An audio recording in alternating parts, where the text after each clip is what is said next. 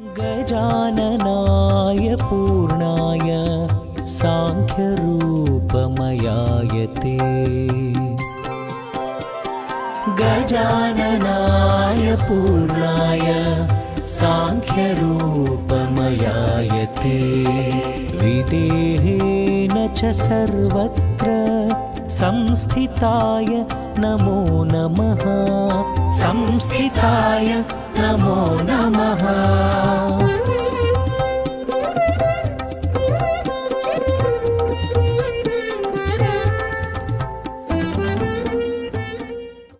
నమస్కారం, welcome to I dream ధర్మ మార్గం కార్యక్రమానికి స్వాగతం.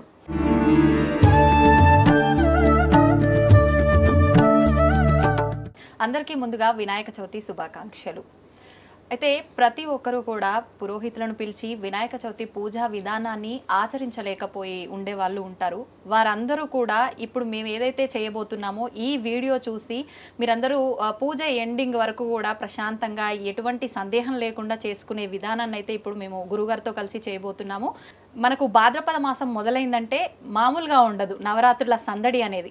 నిజంగా కొంతమందికి సందేహం ఉంటుంది, నవరాత్రులు అనంటే 9 రాత్రులుగా కౌంట్ చేయాలా, డేస్గా కౌంట్ చేయాలా, ఎలా అని చెప్పి ఇంట్లో పెట్టే వాళ్ళకు కూడా రకరకాల సందేహాలు ఉంటాయి. ఎన్ని రోజులు ఉంచాలి, 1 రోజా 3 రోజుల, ఇలా రకరకాలుగా ఇలాంటి సందేహాలన్నింటినీ కూడా ఇప్పుడు గురుగారితో మాట్లాడి తెలుసుకుందాం. ఈ పూజా విధానాన్ని కూడా సింపుల్గా ఎలా చేసుకోవచ్చో చేసి చూపిద్దాం.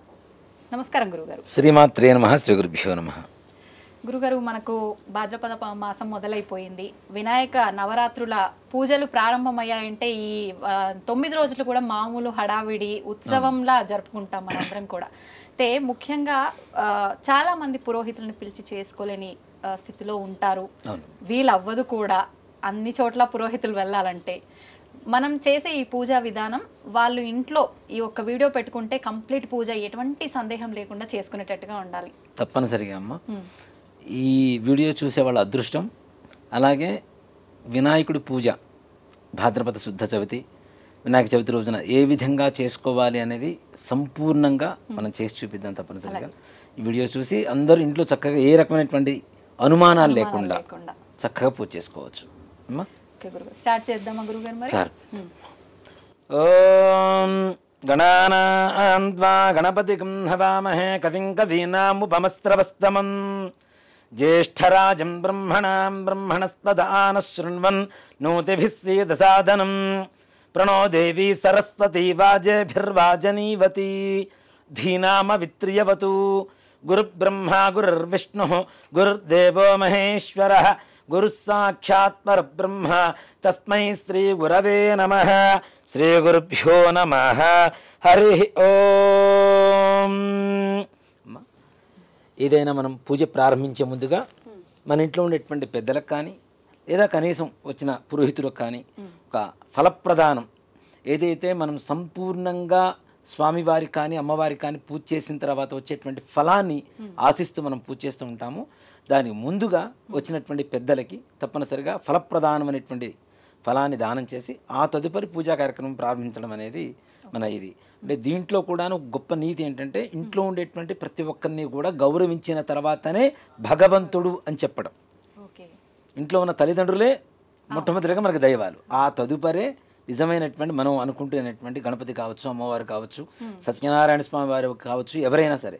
కాబట్టి ఇంట్లో ఉన్న పెద్దలకి తాంబూలం ఇవ్వాలి. లేదు అలా కాని పక్షంలో కనీసం వచ్చిన పురోహితులకైనా తప్పనిసరిగా ఇవ్వాలి. చెప్పండి. ఫలం మనోరథ ఫలం పుత్ర పౌత్ర ప్రవర్ధనం యస్మాత్ తస్మాత్ శివం మేచ్ఛ అర్థశాంతిం ప్రయచ్చమే. ఈ ఫలప్రదానంలో కూడా ఇంత గొప్ప నీతి ఉందో చూడండి.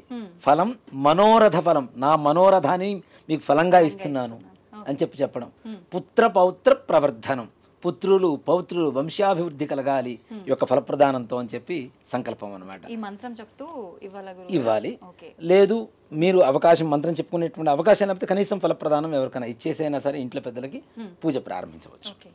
ఇప్పుడు మీరు తీసుకోండి. ఫలప్రదానం తుభ్యమహం సంప్రదతే అన్న మమ కల్పోక్త ప్రకారేణ ఫలప్రదాన సంపూర్ణ సకల ఫలావాప్తిరస్తు. అక్షతలు తీసుకొని గణపతి ముందుగా హరిద్ర గణపతి అంటాం, పసుపుతో గణపతిని చేస్తాం. అక్కడ మనకి సంవత్సరానికి ఒకసారి వచ్చేటువంటి వినాయక చవితికి చేసేటువంటి వినాయకుడి పూజ ఏమిటి? వర్షే వర్షే ప్రయుక్త వరసిద్ధి వినాయక స్వామి వారు ఆయన. ఆయనకు పూజ చేయాలన్నా ముందు హరిద్ర గణపతికి తప్పనిసరిగా మహాగణపతికి పూజ చేయాలి. అంటే సాక్షాత్తు పరమేశ్వరుడు ఏదన్నా యాగం చేయాలని సంకల్పించినా ఆయన కుమారుడే కదా అని చెప్పి పక్కన పెట్టకూడదు. ఆయనైనా సరే తప్పనిసరిగా విఘ్నేశ్వరుడికి పూజ చేయాలి. కాబట్టి మనం చేసేది వరసిద్ధి వినాయక స్వామి వారికి.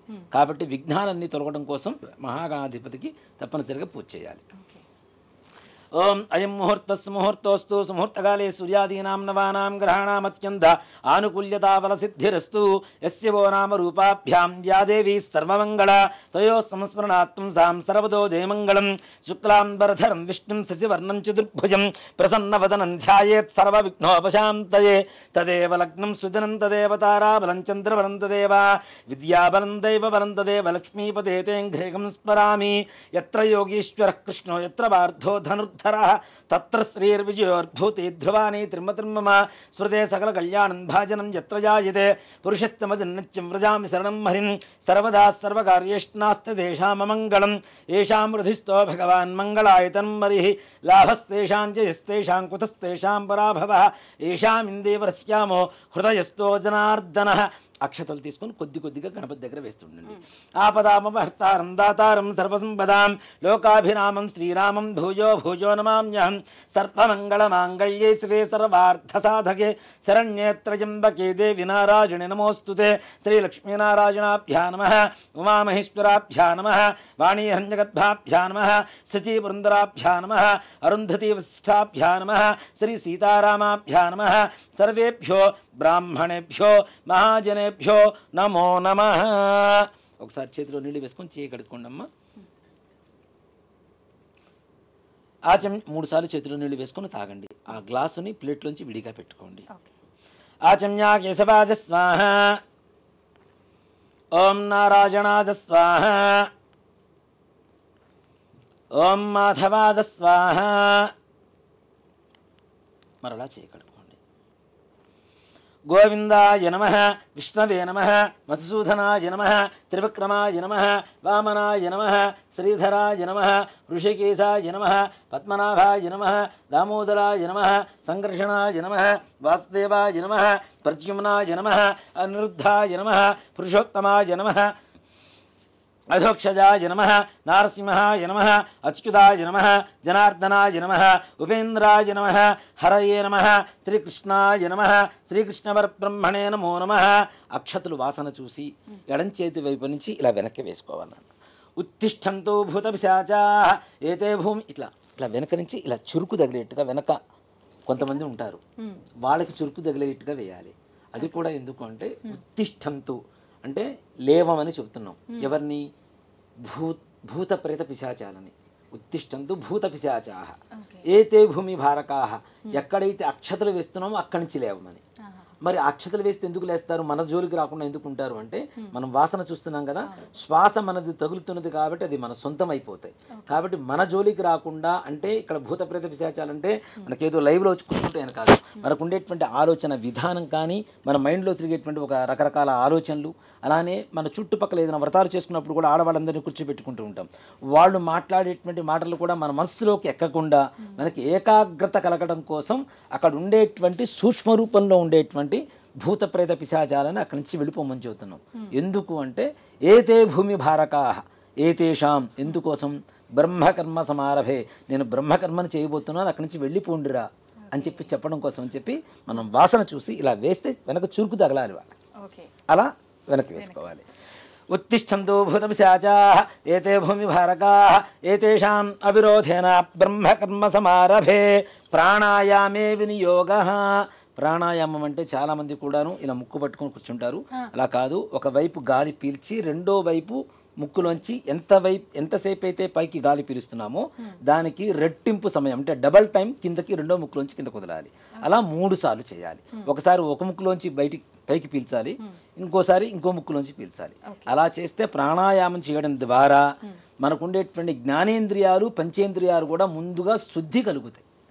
దానికోసమని ప్రాణాయామం చేస్తారు. అందుకనే చూడండి, పొద్దున్నే ప్రాణాయామం చేసేటువంటి వారికి ఏకాగ్రత ఎక్కువగా ఉంటుంది. చాలా ప్రశాంతంగా ఉంటారు వారు. ఎంత సమస్యలు వచ్చినా, ఎలాంటి సమస్యలు వచ్చినా ఎదుర్కొనేటువంటి మనోధైర్యం, ఏకాగ్రత, ప్రశాంతత కలిగి ఉంటారు. కాబట్టి పూజ చేసుకునే ముందు అంటే మన ధర్మం అంతా కూడాను ఏదైతే మనిషికి, మానవాళికి మంచి జరుగుతుందో, ఆరోగ్యపరంగా ఉంటుందో అది చెప్పడమే మన హిందూ ధర్మం. మన హిందూ ధర్మం, హిందూ మతం అనుకుంటున్నాం. మతం కాదు, ధర్మం కూడా కాదు. ఒక మాట చెప్పాలంటే ఒక జీవన విధానం. ఒక మనిషి సంపూర్ణంగా ఆరోగ్యవంతులుగా ఉండడం కోసం కొన్ని ప్రక్రియల్ని పూజల్లో జొప్పించి మరీ పెట్టారు. వాటి మన ఫలితం ఏమిటి? కేవలం మనం ఆరోగ్యంగా, ప్రశాంతంగా, మానసికంగా అన్ని రకాలుగా ధైర్యంగా, దృఢంగా ఉండడం కోసం చేసేటువంటి ప్రక్రియలు. కాబట్టి ప్రాణాయామం తప్పనిసరిగా ఇలా ఫింగర్ ఏదైనా ఈ 2 వేళ్ళు పెట్టాలి. ఇటు పెట్టేసి పైకి పీల్చి ఈ ముక్కుతో ఇట్లా కిందకి, మరలా ఈ ముక్కుతో పీల్చాలి, ఈ ముక్కుతో కింద వదిలిపెట్టాలి. అలా 3 సార్లు చేస్తే ప్రాణాయామం శుద్ధి జరుగుతుంది. అలా ప్రాణాయామం చేసిన తర్వాత ఓం భూ ఓం భువః ఓం శుభః ఓం మహః ఓం జనః ఓం తపః ఓం సత్యం ఓం తత్సవితుర్వరేణ్యం భర్గో దేవస్య ధీమహి ధియో యో నః ప్రచోదయాత్ ఓమాపో జ్యోతిరసమృతం బ్రహ్మభూర్భువస్సువరోం. యజమాన్యస్య అక్షతులు చేతిలోకి తీసుకున్నమ్మా. మమ అనుకోండి. ఉపాత్తాదురుతక్షయ ద్వారా శ్రీ పరమేశ్వరముద్దిశ్య శ్రీ పరమేశ్వర ప్రీత్యర్థం శుభాభ్యాం శుభే శోభనే ముహూర్తే శ్రీ మహావిష్ణురాజ్ఞేయ ప్రవర్తమానస్య అద్య బ్రహ్మణః ద్వితీయపరార్థే శ్వేతవరాహకల్పే వైవస్వతమన్వంతరే కలియుగే ప్రథమపాదే జంబూద్వీపే భరతవర్షే భరతఖండే మేరోః దక్షిణదిగ్భాగే శ్రీశైలస్య వాయువ్యప్రదేశే కృష్ణా గోదావర్యోర్మధ్యప్రదేశే సమస్తదేవతా బ్రాహ్మణ హరిహర గురుచరణ సన్నిధౌ అస్మిన్ వర్తమానేన వ్యవహారిక చాంద్రమానేన స్వస్య శ్రీ క్రోధినామ సంవత్సరే దక్షిణాయనే వర్ష ఋతు భాద్రపద మాసే శుక్లపక్షే చతుర్థ్యాయాం వాసరః వాసరస్తు స్థిరవాసరయుక్తాయాం శుభనక్షత్రే శుభయోగే శుభకరణ ఏవం గుణ విశేషణ విశిష్టాయాం శుభతిథౌ శ్రీమాన్ శ్రీమతః గోత్రం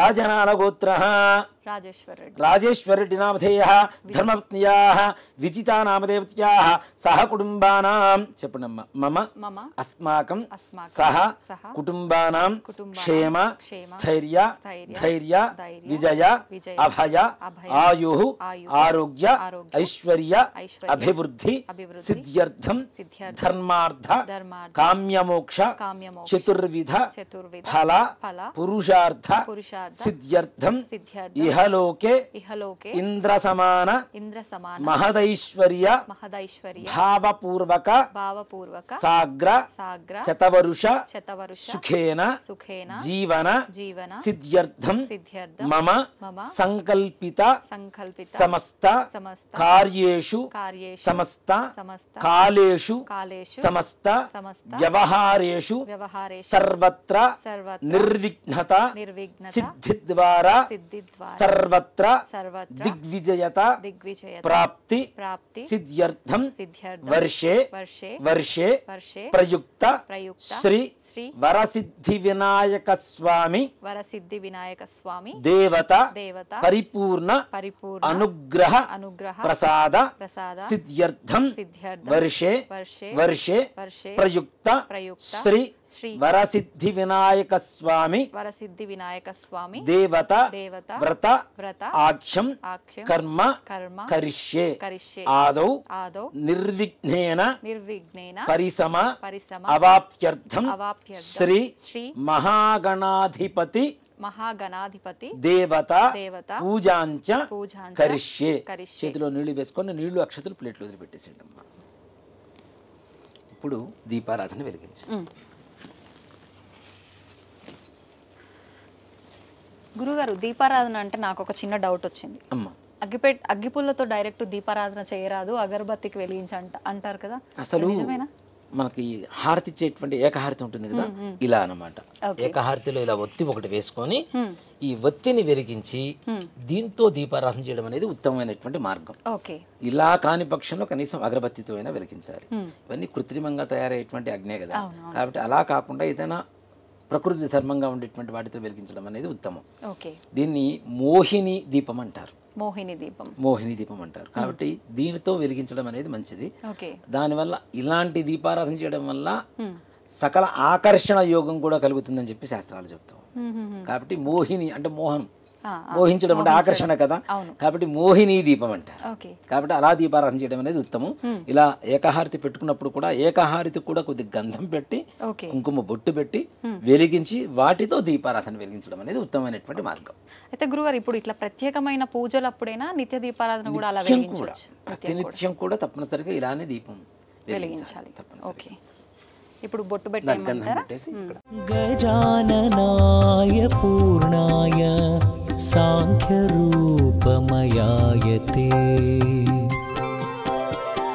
గజాననాయ పూర్ణాయ సాంఖ్యరూపమయాయతే విదేహేన చ సర్వత్ర సంస్థితాయ. ఓం ఉద్దీప్యస్వజాత వేదో భగ్ననిర్తిం మమ పశుగుహ్యమహ్యమావహ జీవనంచ దిశో దిశ. దీపారాధనలో కూడాను చాలా మంది ఎటుపడితే అటు ముందు వెలిగిస్తుంటారు.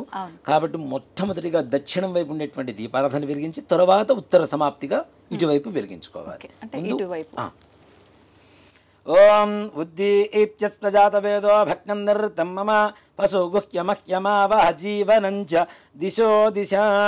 సాజ్యం త్రివృత్య సంయుక్తం వన్నినా యోచితం ప్రియం గృహాణ మంగళం దీపం త్రైలోక్యం దివిరాపః భక్త్యా దీపం ప్రజత్యామి దేవాయ పరమాత్మనే త్రాహి మాన్నర్గాత్ ఘోర దివ్య జ్యోతిర్నమోస్తుతే. దీపరాజాయ విద్మహే స్వప్రకాశాయ ధీమహి తన్నో జ్యోతి ప్రచోదయాతు. దీపమూలే గంధపుష్ప అక్షతైః రభ్యత్యా.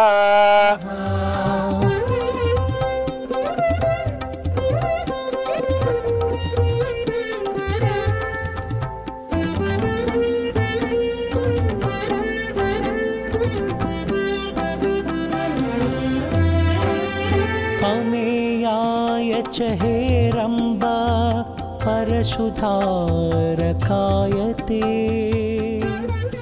గురుగారు ఒత్తుల విషయంలో కూడా ఎన్ని ఒత్తులు వేయాలి? 2 ఒత్తులు కలిపి ఒక ఒత్తిలా చేయాలా, లేదంటే అసలు ఏ రకంగా మనం చేసుకున్న ఒత్తులు మనం అంటే పత్తి తెచ్చుకొని మనం చేసుకున్న ఒత్తులతో చేయాలా, రెడీమేడ్ దొరుకుతున్నాయి కదా అలా చేయాలి, ఎలా చేస్తే పుణ్యం వస్తుంది? రకరకాల ఆలోచనలు. పత్తి పంట ఇంట్లో పూర్వకాలంలో పత్తి చెట్లు ఉండేవి చక్కగా. దీంట్లో పత్తిలో కూడా 2 రకాలు ఉంటాయి, పమిడి పత్తి, మొహవుల పత్తి. పమిడి పత్తి అనేటువంటిది కార్తీక మాసంలో ఆ పత్తితో దీపారాధన చేయడం అనేది చాలా విశేషంగా ఉంటుంది. నిత్యం చేసుకునేటువంటి దీపారాధనకి మనం వాడేటువంటి దూది ఎలా ఉండాలి, మనం పంట పొలాల దగ్గర నుంచి తెచ్చుకోవాలి, లేదు మన ఇంట్లో ఉండే వాటితో తెచ్చుకోవాలి. ఇప్పుడు అలాంటి అవకాశం ఉందా? లేదు. కాబట్టి కనీసం కృత్రిమంగా దొరుకుతున్నటువంటి వాటితో అయినా సరే మనం సర్దుబాటు చేసుకోవచ్చు. కనీసం అంటే 2 ఒత్తులు వేసి చేయాలి. అది కూడాను ఒక్కొక్క జ్యోతిలో 3 ఒత్తులు ఉండాలి. 3 ఒత్తులు అంటే ఇప్పుడు దీంట్లో 3 సాధ్యం త్రివర్తి సంయుక్తం. శ్లోకంలోనే మనకి స్పష్టంగా చెప్తున్నారు ఎలా దీపారాధన చేయాలి అనేటువంటిది. 3 అంటే 3, 3 అంటే ఇంగ్లీష్ కాదు, త్రీణి అనేటువంటిది సంస్కృత పదం. త్రీణి అనేటువంటిది వర్తి, ఒత్తులు 3 ఒత్తులు వేసి దీపారాధన చేయమని శాస్త్రం చెబుతుంది. దాని ద్వారా ఇంట్లో ఉండేటువంటి సకల చీకటి ఏదైతే ఉందో ఆ వెలుగు ద్వారా వెళ్ళిపోమని, వెలుగు రావాలి, చీకటి మొత్తం వెళ్ళిపోవాలి అనేటువంటి దాంతో సాధ్యం త్రివృత్త సంయుక్తం వన్నినా యోజితం ప్రియం గృహాణ మంగళం దీపం త్రైలోక్యం దివిరాపః. 3 లోకాలలో దీపారాధన చేస్తే ఎలాంటి పుణ్యం వస్తుందో ముల్లోకాలలో అలాంటి ఫలితం ఈ యొక్క దీపారాధన వల్ల నాకు రావాలి అని చెప్పేదే ఈ యొక్క శాస్త్ర పరమార్థం మంత్రానికి. కాబట్టి ఈ విధంగా దీపారాధన చేసుకోవడం మంచిది. అయితే గురుగారు అసలు ఎందుకు దీపం వెలిగిస్తాం? సరే, దీపం ఎందుకు వెలిగించాలి? మొట్టమొదటిగా చెప్పాలి అంటే పూర్వకాలంలో దీపారాధన చేయటం అనేటువంటిది దేవతలకి అంటే చీకట్లో ఏ పని చేయకూడదు. మొట్టమొదటిగా ఓకే. మనం అన్నం తినటం, వంట చేయటం. అన్నం తినేటప్పుడు కూడా చీకటిగా ఉంటే ఏం తింటున్నామో తెలియదు. తెలియదు. వంట చేసేటప్పుడు చీకటిగా ఉంటే ఎంత ఉప్పు వేస్తున్నామో తెలియదు, ఎంత పప్పు వేస్తున్నామో తెలియదు. అలాగే దేవతలకి పూజ చేసేటప్పుడు ఎంత జాగ్రత్తగా ఉండాలి. దేవతలకి ఇప్పుడు బొట్టు పెట్టేటప్పుడు మనం నుదుటిన బొట్టు పెడుతున్నామా దేవతలకి, లేదంటే తొండానికి పెడుతున్నామా, ఎక్కడ పెడుతున్నామో కూడా తెలియని దీంట్లో ఉంటాం. దాంతోపాటు వెలుగును పంచుతూ ఉంటుంది. ముఖ్యంగా దీపారాధన నువ్వుల నూనెతో చేస్తే ఒక రకమైనటువంటి ప్రయోజనం, ఆవు నెయ్యితో చేస్తే ఇంకో రకమైనటువంటి ప్రయోజనం ఉంటుంది. ఈ నువ్వుల నూనెతో దీపారాధన చేయడం ద్వారా దీంట్లో ఉండే ఒక సైన్స్ ఏంటంటే, చలికాలం పొద్దునే దీపారాధన చేయమని చెబుతాం, సంధ్యా దీపం పెట్టమని చెబుతాం. 2 కాలాల్లో కూడాను చల్లగా ఉండేటువంటి వాతావరణం ఉంటుంది. మన శరీరం అంతా కూడా చల్లగా తయారైపోతుంది, బాడీ మొత్తం కూడా. అవునా? నువ్వుల నూనె బాడీలో ఓవర్ హీటింగ్ జనరేట్ చేస్తూ ఉంటుంది. దాని ద్వారా దీపారాధన చేయడం ద్వారా మనకు కావాల్సినటువంటి ఉష్ణాన్ని మన శరీరానికి అందిస్తుంది. సమశీతోష్ణాలు అంటే ఉష్ణం, వేడి, చల్లదం రెండింటిని ఈక్వల్ చేస్తుంది. అలాగే శాస్త్రం ప్రకారం తీసుకుంటే నువ్వుల నూనెతో చేసినటువంటి దీపారాధన ఒత్తి ద్వారా వచ్చేటువంటి పొగ ఏదైతే ఉంటుందో, యమధర్మరాజు ప్రాణం తీసుకెళ్ళడానికి వచ్చినటువంటి యమధర్మరాజు కూడా ఆ నువ్వుల నూనెతో ఒత్తి ద్వారా వచ్చేటువంటి పొగను పీల్చి ప్రాణం తీసుకున్నంత ఆనందపడి అక్కడి నుంచి వెళ్ళిపోతాడట. మృత్యుదోష నివారణ కలుగుతుంది. కాబట్టి దీపారాధన ఎందుకు చేయాలంటే అసలు దీనికోసమే, వెలుగు కోసం, మన ఆరోగ్యం కోసం, అలాగే భగవంతుడికి ప్రీతికరంగా ఉండడం కోసం. మనకు ఉండేటువంటి మృత్యు దోషాలు దీంట్లో చూడండి, నువ్వుల నూనె శనికి వాడతాం మృత్యు దోషాలు పోవడానికి, పత్తి శనికి వాడతాం, అది కూడా మృత్యు దోషాలు పోవడానికి. అంటే చెప్తున్నా కదా, మా ధర్మం అనేది సర్వసాధారణమైనటువంటి ధర్మం అయితే కాదు. ఆ విధానం అనేది ఎంతో లోతుగా వెళ్ళి ఆలోచిస్తే, వాటి గురించి తెలుసుకుంటే ఎవరు దీపారాధన చేయకుండా ఉండరు ఇంట్లో. అవును, తెలియాలి అసలు దాని వెనకాల కాన్సెప్ట్ ఏంది, ఆంతర్యం ఏంటి అని. మనం 1 కోటి దీపాలు పెడతాం, 1,00,000 దీపాలు పెడుతున్నాం. దీపాలు పెట్టంగానే సరికాదు, వాటికి ఉండేటువంటి ప్రాముఖ్యత ఏంటి అనేది తెలుసుకుంటే. సాధారణంగా ప్రతి ఒక్కరు కూడా పూజ చేస్తే, నిత్యం దీపారాధన చేస్తే పాజిటివ్ గా ఉంటుంది చాలా అని అనుకుంటారు. కానీ హెల్త్ కి అన్నిటికీ సంబంధం ఉంది. ఇప్పుడు చీకటిగా ఉంది నాన్న, ఒక గదిలో లైట్ వేస్తే వెలుతురు వస్తుంది. అలాగే ఇక్కడ దేవుడి దగ్గర దీపం పెడుతున్నాం కదా, మన జీవితంలోకి వెలుగు రావడం కోసం పెడుతున్నాం. మనం అన్ని దేవుడి కోసం చేస్తున్నామని మనం చెబుతాం. దేవుడికి చేసేటువంటి ప్రతి ఒక్కటి మన కోసం మనం చేసుకునేటువంటి పూజ. ఆయనకి చేస్తున్నాము అంటే మనకు చేసుకుంటున్నాం అంతే. అది గురుగారు, ఇప్పుడు వినాయక చవితి రోజు కూడా గణపయ్య ముందు కొంతమంది అఖండ దీపం అని చెప్పి మట్టి ప్రమిదలో పెడుతుంటారు. అలా పెట్టాలా ఖచ్చితంగా? అలా ఏం లేదమ్మా, 9 రోజులు అలా గణపతి నవరాత్రులు మొత్తం 9 రోజులు కూడా పెట్టుకునేటువంటి విధానం ఉంటే పెట్టుకోవచ్చు. ఒక మాట చెప్పాలి అంటే, ఇంట్లో చేసుకునేటువంటి పూజా విధానానికి అఖండంతో సంబంధం లేదు. నిత్యం దీపారాధన, ఉదయం దీపారాధన చేస్తాం. మరలా చాలా మంది ఏం చేస్తారంటే, వినాయక చవితి పూజ చేసిన తర్వాత ఉదయం పూట, సాయంత్రం పూట వదిలేస్తారు. మరలా సంధ్యా సమయంలో కూడా ఆయనకి దీపారాధన పెట్టవలసిందే తప్పనిసరిగా. మరుసటి రోజు పొద్దునే విసర్జన చేస్తాం కదా, తీసుకెళ్ళి నిమజ్జనం చేయడానికి తీసుకెళ్తాం కదా. ఈ నిమజ్జనం చేయడానికి ముందు కూడా తప్పనిసరిగా దీపారాధన చేసి, అవసర నైవేద్యం ఏదైనా పంచదార కావచ్చు, బెల్లం కావచ్చు, పండు కావచ్చు, ఫలం కావచ్చు, ఏదైనా నివేదన పెట్టిన తరువాతనే అక్కడి నుంచి స్వామివారిని యథాస్థానం చెప్పి మనం నిమజ్జనం చేయడానికి తీసుకెళ్ళాలి తప్పనిసరిగా. నెక్స్ట్ పూజా విధానం తప్పనిసరిగా. దీపరాజాయ విద్మహే స్వప్రకాశాయ ధీమహి తన్నో జ్యోతి ప్రచోదయాదు. దీపమూలే గంధపుష్ప అక్షతైరభ్యర్చ్య. మనం ముందుగానే దీపారాధనకి బొట్టు పెట్టాం కాబట్టి ఎవరైనా అవకాశం ఉన్నవాళ్ళు ముందుగా పెట్టుకోవచ్చు. లేదు కనీసం దీపారాధన చేసిన తర్వాత అయినా సరే కుంకుమ గంధం తప్పనిసరిగా దీపారాధన 3 చోట్ల బొట్టు పెట్టడం అనేది సంప్రదాయంగా చేయాలి అమ్మా. తంగా కలశారాధనం కరిష్యే. ఈ 2వ చెంబు ఒకటి తీసుకోవాలి. ఇందాక మనం ఆచమనం చేసినటువంటి పంచపాత్ర ఏదైతే ఉందో అది ఎంగిలిపోయింది కదా, మనం నీళ్లు తీసుకొని తాగేసాం కదా, కాబట్టి అవి ఎంగిలిపోయింది. దేవుడికి చేసేటువంటి పూజలో వాడేటువంటి నీళ్లు ఎలా ఉండాలంటే, వేరే కలశంలో ఒక చెంబులో కానీ గ్లాసులో కానీ తప్పనిసరిగా నీళ్లు తీసుకొని దానికి చుట్టూ గంధం పూసి కుంకుమతో బొట్టు పెట్టండి.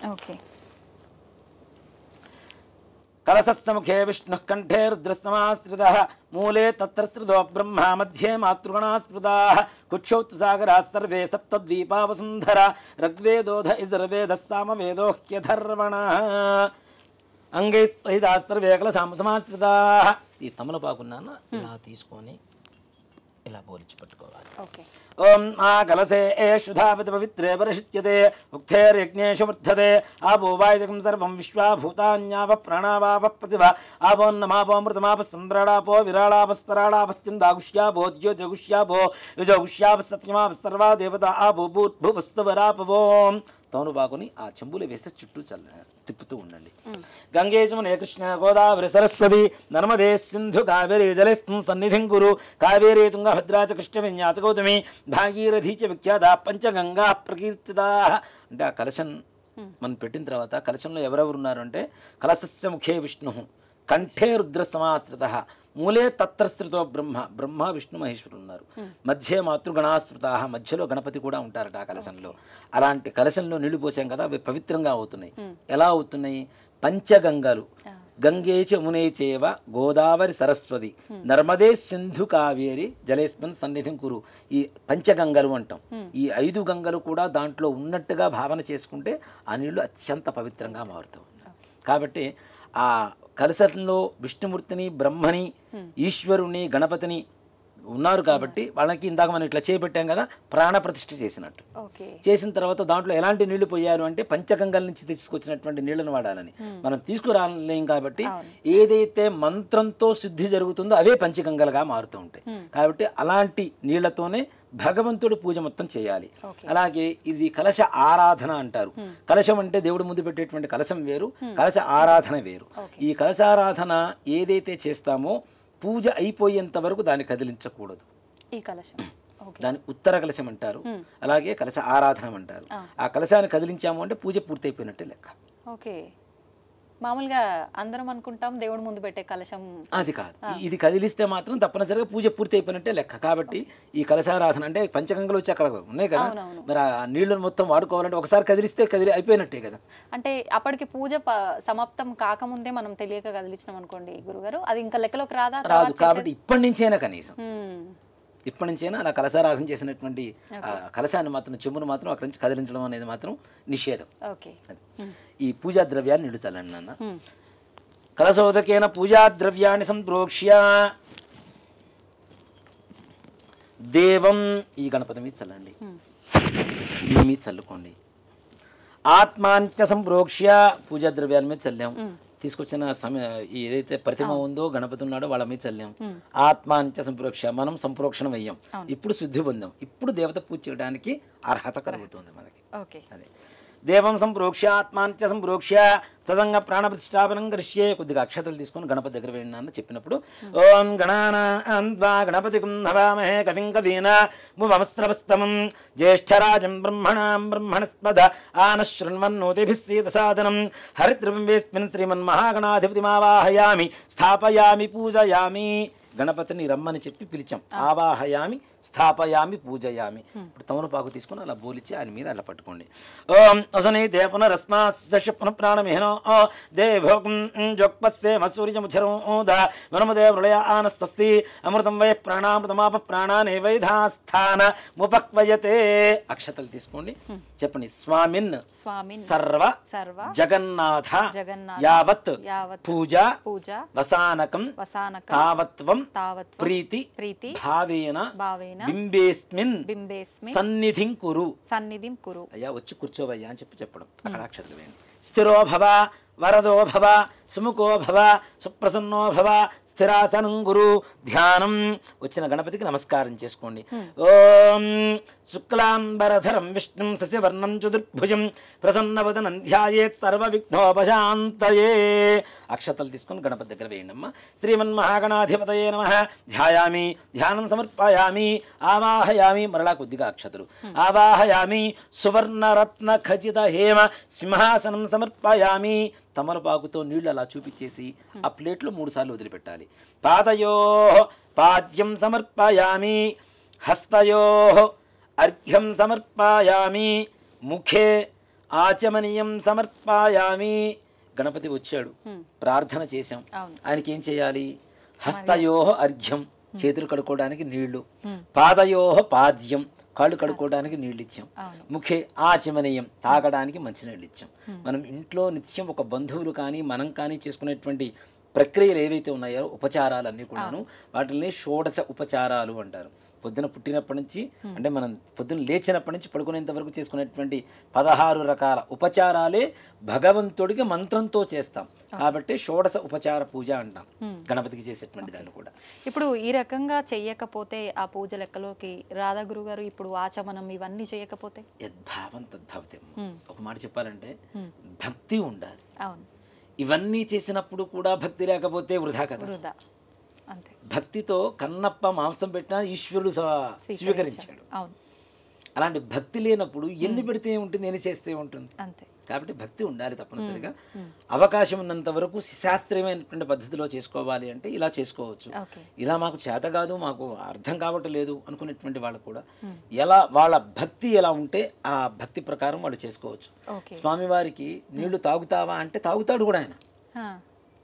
తాగించేంత భక్తి మన దగ్గర ఉండాలి, తప్పనిసరిగా తాగుతాడు ఆయన కదా. కాబట్టి భక్తితో చేయడం అనేది ప్రధానం. భక్తి లేకుండా ఎన్ని చేసినా ఏం చేసినా వృధా కిందకే వస్తుంది. ముఖ్య ఆచమనీయం సమర్పయామి అయిపోయింది కదా. ఔపచారక స్నానం చేయించడం స్వామి వారికి నీళ్లు చల్లండి కొద్దిగా. ఓం మా భోయిష్ఠామయో భోస్తాన ఊర్జేత ధాతన మహేరణాయ సక్షసే యోవశ్చివతమూరసస్తస్య భాజేతే హనః ఉషతీరవ మాతరః తస్మా అరంగమామవో యస్సక్షయా జజన్వథ ఆపో జనయథా జనః. ఇది శుద్ధోదక స్నానం సమర్పయామి. మరలా నీళ్ళు అక్కడ చూపించేసి ప్లేట్లో వదిలిపెట్టేసండి. స్నానానంతరం శుద్ధ ఆచమనీయం సమర్పయామి. వస్త్రం దీన్ని గంధంలో అలా ముంచేసి పసుపు వద్దండమ్మ అక్కడ సమర్పించండి. వస్త్రం అభివస్త్ర ఆస్వసనాంజర్షాభిధేనోసుగా ఆ పూజమాన అభిచంద్రాభృతమేన్యాభ్యుష్మాన్ధనో ఓ దేవసోమ. ఇది వస్త్రయుగ్మం సమర్పయామి. కుంకుమ. చాలా మంది వస్త్రం అంటే ఇలానే అనుకుంటారు. ఇది వస్త్రం కాదు, ఇది యజ్ఞోపవీతం, ఉపవీతం అవుతుంది కాబట్టి అది వస్త్రం అవుతుంది. మనం వస్త్రాలు ఎలా వేసుకుంటాం కదా, అలానే అది వస్త్రం. ఇది ఉపవీతం అంటారు. యజ్ఞోపవీతం పరమం పవిత్రం ప్రజాపతేరేత్ సహజం పురస్తాదు ఆయుష్యమకిం మృతం చ శుభ్రం యజ్ఞోపవీతం బలమస్తు తేజః. శ్రీమన్మహాగణాధిపతయే నమః. ఇది యజ్ఞోపవీతం సమర్పయామి. ఒక పుష్పాన్ని తీసుకొని గంధంలో ముంచి వేసి ఆ గంధాన్ని స్వామి వారి దగ్గర ఆ పుష్పాన్ని అక్కడ పెట్టేసింది. కాడ ఉరిచి పూజ చేయాలి. ఓం గంధద్వారాందురాధర్షాం నిత్యమిష్టాంగరీషణీం ఈశ్వరీకం సర్వభూతానాం త్వామిహో భక్వయే స్త్రియం శ్రీగంధాన్ ధారయామి. మరలా పసుపులో అద్దేసి గంధంలో అద్దేసి పసుపు కుంకుమ అద్దండి. ఆజనేతే పరాజనే దుర్వా ఆరోహంతు పుష్పణీ హృదాశ్చ ముండరీకాణి సముద్రస్య గృహాయమే అలంకరణార్థం హరిద్రిగా చూర్ణ కుంకుమ విలేపనాని సమర్పయామి. పుష్పై పూజయామి. ముఖ్యంగా గణపతికి పూజ చేసేటప్పుడు తెల్లటి పుష్పాలు ఏవి వాడకూడదు. ఒక తెల్ల జిల్లేడు, మరలా మల్లెపూలు వాడతాం కదా. అంటే వినాయక చవితి రోజున మాత్రమే మల్లెపూలు వాడాలి, కానీ మిగిలిన రోజుల్లో తెల్లటి పుష్పాలు ఏదైనా వాడాలి అంటే తెల్ల జిల్లేడు మాత్రమే వాడాలి. మిగిలినవన్నీ కూడా వేరే రంగు, పసుపు కానీ ఎరుపు కానీ ఇలాంటి వర్ణాలతో స్వామి వారికి పూజ చేయడం అనేది విశేషం. ఇలా ఈ పుష్పాలు తీసుకొని పూజ చేస్తూ ఉండండి. ఓం సుముఖాయ నమః. ఓం ఏకదంతాయ నమః. ఓం కపిలాయ నమః. ఓం గజకర్ణకాయ నమః. ఓం లంబోదరాయ నమః. ఓం వికటాయ నమః. ఓం విఘ్ననాజాయ నమః. ఓం ధూమకేతవే నమః. ఓం గణాధిపాయ నమః. ఓం గణాధ్యక్షాయ నమః. ఓం గజాననాయ నమః. ఓం ఫాలచంద్రాయ నమః. ఓం వక్రతుండాయ నమః. ఓం శూర్పకర్ణాయ నమః. ఓం హేరంబాయ నమః. ఓం స్కందపూర్వజాయ నమః. ఓం సర్వసిద్ధిప్రదాయకాయ నమః. కుమారగురవే నమః. శ్రీమన్మహాగణాధిపతయే నమః. నానావిధ పరిమళ పత్ర పుష్ప అక్షతాని సమర్పయామి. 2 అక్షతలు కూడా సమర్పించండి. ధూపం మ్యాచ్ బాక్స్ తీసుకోండి. ఓం వనస్పత్యుర్భవేర్దివ్యేర్నానాగంధే సుసంయుతం ఆగ్రేయస్సర్వదేవానాం ధూపోయం ప్రతిగృహ్యతాం. శ్రీమన్మహాగణాధిపతయే నమః. ధూపమాఘ్రాపయామి. సాజ్యం త్రివర్తి సంయుక్తం వన్నినా యోచితం ప్రియం గృహాణమంగళం దీపం త్రైలోక్యం దివిరాపః భక్త్యా దీపం ప్రేత్యామి దేవాయ పరమాత్మనే త్రాహి మాన్ నరకాత్ ఘోర దివ్య జ్యోతిర్నమోస్తు తే. 2 అక్షతలు దీపారాధన దగ్గర వేసి నమస్కారం చేసుకోండి. శ్రీమన్మహాగణాధిపతయే నమః. సాక్షాత్ ప్రత్యక్ష దీపం దర్శయామి. ధూపదీపానంతరం కొద్దిగా నీళ్ళు అక్కడ చూపించేసి ప్లేట్ వదిలిపెట్టేసాను నన్ను తమలపాకు. ధూపదీపానంతరం శుద్ధ ఆచమనీయం సమర్పయామి. నైవేద్యం ఓం భూర్భువస్సువః. కొద్దిగా నీళ్లు చల్లనమ్మ ఈ అరటిపండు మీద. ఈ అరటిపండు లేదంటే బెల్లం పెట్టుకుంటే ఇంకా మంచిది. గణపతికి చాలా ప్రీతికరం కాబట్టి గణపతికి బెల్లం నివేదన, గుడ నివేదన అనేది చాలా ప్రీతికరం. ఏదైనా మనోభీష్టం నెరవేరాలి అంటే గణపతికి బెల్లం సమర్పిస్తే నెరవేరుతుందట. కాబట్టి బెల్లం నివేదన పెట్టవచ్చు. అలా దొరకని పక్షంలో ఏదైనా పండు కానీ ఫలం కానీ ఏదైనా సరే.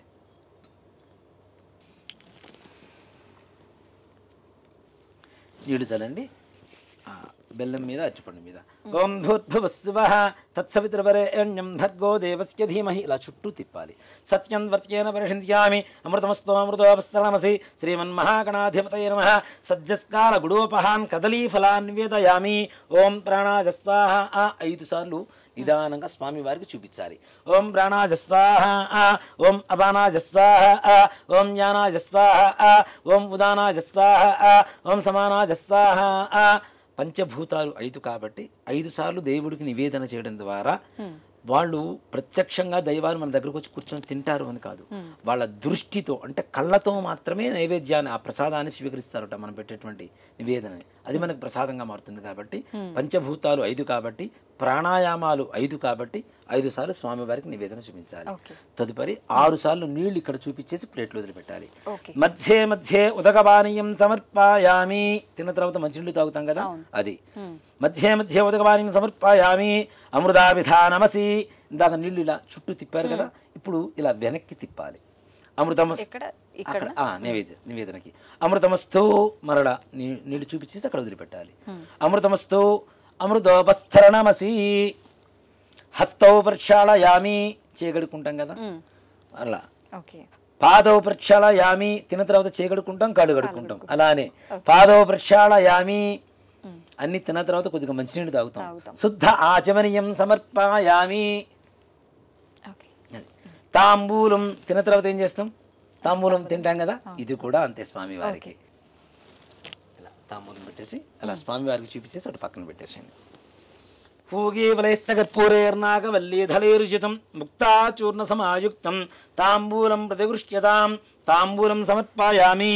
తాంబూల ఆచరణానంతరం మరలా కొద్దిగా నీళ్ళు అక్కడ చూపించేసి వదిలిపెట్టాలి.